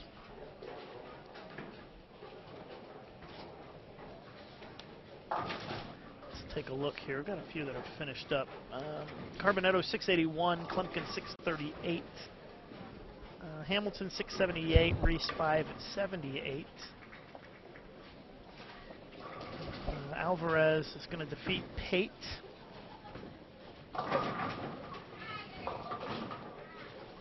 O'Malley in good shape with 2 frames to go against Arnett, but not finalized just yet. Another open for Sarah. Boomershine and Caldwell.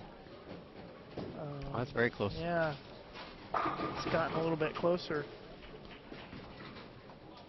Brianna's got 45 Down left. She's 12. gonna finish. Yeah. Caldwell's down 12 going into the 10th.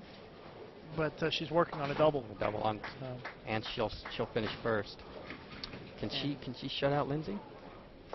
She cannot. No. Not quite. No. But a double makes Lindsay throw a double to win. and she just threw the first one in the First 10th. one. That's down on 25 and 26 if you want to follow that. Sarah. And now the 5 goes into the 7. Kelly's got the front 6. Down on 51 and 52. She's kind of reversed it. She's up by 30 now, isn't Yeah. she? 25. Yeah. She's up by quite a bit now.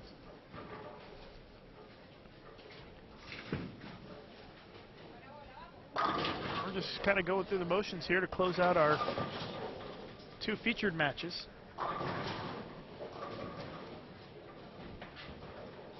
Because I've always been curious. Are you at the mercy of the schedule makers with these featured matches?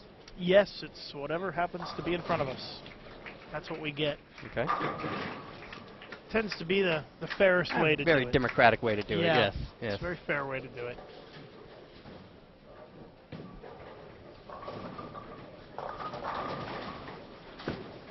You know, we experimented one year with having a featured pair where we would move matches to that pair, but I personally was a little uncomfortable with it. Well, especially when you have to move somebody off of that pair. Exactly. Yeah, you're moving. You can have the perception that you're impacting something, especially when you've got people following people on those pairs. It's easier to just let the tournament officials, set the lane assignments and the matches, and we just show you whatever we can. Right. Right. Well, split for Poss, but it's not going to matter too much. No. Can you go back to the Boomershine match? Let's see. No, not that Find it. Looks like Brianna's doubled in the 10th. She's throwing her fill ball right now. Now it makes Lindsay get a double to advance. I would send Matt down there with the mobile cam, but it's too far away. It would not. You wouldn't be able to make it out, unfortunately. And I think Matt's tired at this point. I don't think he. Matt's ready for dinner, I think. His eyes lit up quickly. Well, Matt, don't get too comfortable. We might have to send you down to 51 and 52. Well, never mind. Kelly just missed. She had the front 6. Still well up in that match. Yeah, she had the big comeback. She was down 28 going into that last game. Started with the front 6. Leuthold had a couple opens. Lindsay is up with a chance to double to win the match. If you want to follow that one, it's on 25 and 26. Caldwell finished with 672, and Lindsay needs 203. She did not strike. She left a split, and Boomershine will be eliminated. Wow, that's quite a comeback for Brianna. It is. She was down. I don't know what the score was after 1, but she was down a lot after that first game.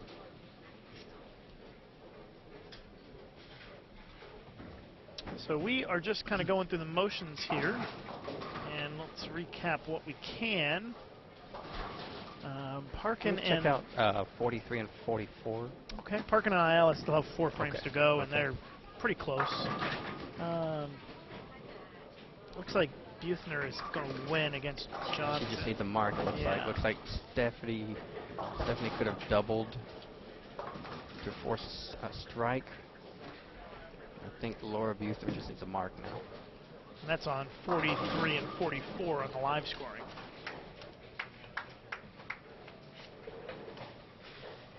And I'm not familiar with this player. She's been fairly impressive so far today.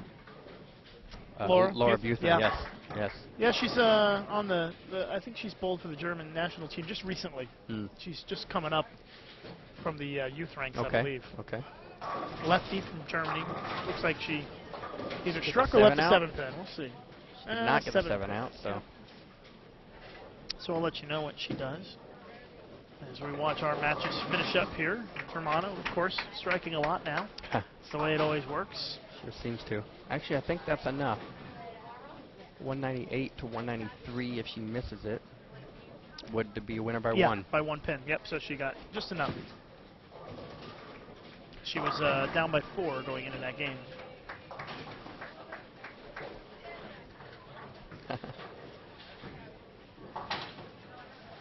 Looks like Poplar and De Faria are going to fast track it to the end here, and I don't blame them. Either one of them, you're right. They're ready to get that thing over with. Burgett, Poplar are going to pick up the win. Ended up bowling a pretty good set on what looked like it was going to be a pretty tough She pair. did. She made a good move at the end of that first game to get a little left of it and just going to be like 690 roll it off of that track, yeah. And a nice finish for Germano. She actually bowled a much better game. Much better game than 211. Yeah. Yeah, and unfortunately just couldn't get any breaks. She just threw that one shot out of the pocket in the 7th, but that easily could have been 250 or 260.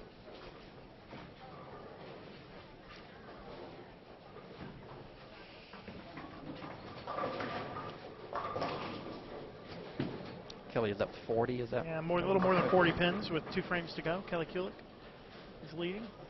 Poplar with another strike.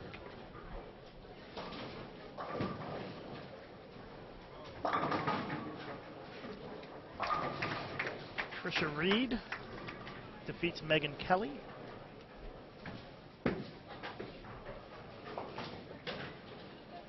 Levinsky up by 30 or so. Looks like 30. Yeah, with a 31. frame to go. So she's going to beat Mar. Falbo and Davidson still pretty close. That is still close. What pair is that? 45 and 46? Near the end? Yep. 690 for Poplar. I would have guessed that would not happen. I would have thought she would have been about 620. That was a very It's a good 690 very good score, yes. And De Faria ends up 541. Pretty significant blowout there. And one more shot to go here on our featured pairs. Well, if this is her first Queens tournament, Giselle Poss is having a very good tournament. A good tournament anyway when you make it to the second day of match play, but if it is indeed her first, that is that's a great way to start your Queens career. Well, we do have one question on Twitter that I'll ask you before we let you go. Sure. It's from Chelsea, and she's wondering, Nathan, I was wondering if you could give advice to a college bowler. What would it be? You're involved in the Wichita State team. Sure. Kind of an assistant coach, I guess. Advice to a college bowler is go to class. Yeah, that's amen. I mean, stay eligible. Absolutely. I mean, it's kind of a punchline, I guess, and it gets overlooked. But that was the utmost goal of Coach Vatican and Coach Lewis at Wichita State. Is school was first, and so bowling was just a happy byproduct of going to class. And if you didn't go to class, you didn't play. And our minimum GPA to be able to play for the team was actually higher than USBC's. So that was just kind of exemplified the focus on school first. Other than that answer, never hit the reset button when you're practicing. Yeah, I was going to say spare shooting, right? Yeah, absolutely. I watch a lot of college bowling. Yeah, sure. You'll be amazed how many tournaments come down to, oh, well, we didn't strike out in the 10th, and we lost by 10, but we missed 2 single pins early in the match. And so that is definitely a big thing when you're practicing, either with the team or by yourself. Just it doesn't have to be specific to college bowling either, but just always use that second ball and focus on that practice. Don't just go through the motions. What's the old saying? Strike for show, spare for dough. Absolutely, right? Yeah. absolutely. Be surprised, especially in tournaments like this. Oh yeah. How important the spare shooting can be. Doubt. All right, Nathan. Thanks for sitting in. Everybody can watch the live scoring to figure out the end of some of these matches. They don't need us talking over the live scoring. Exactly.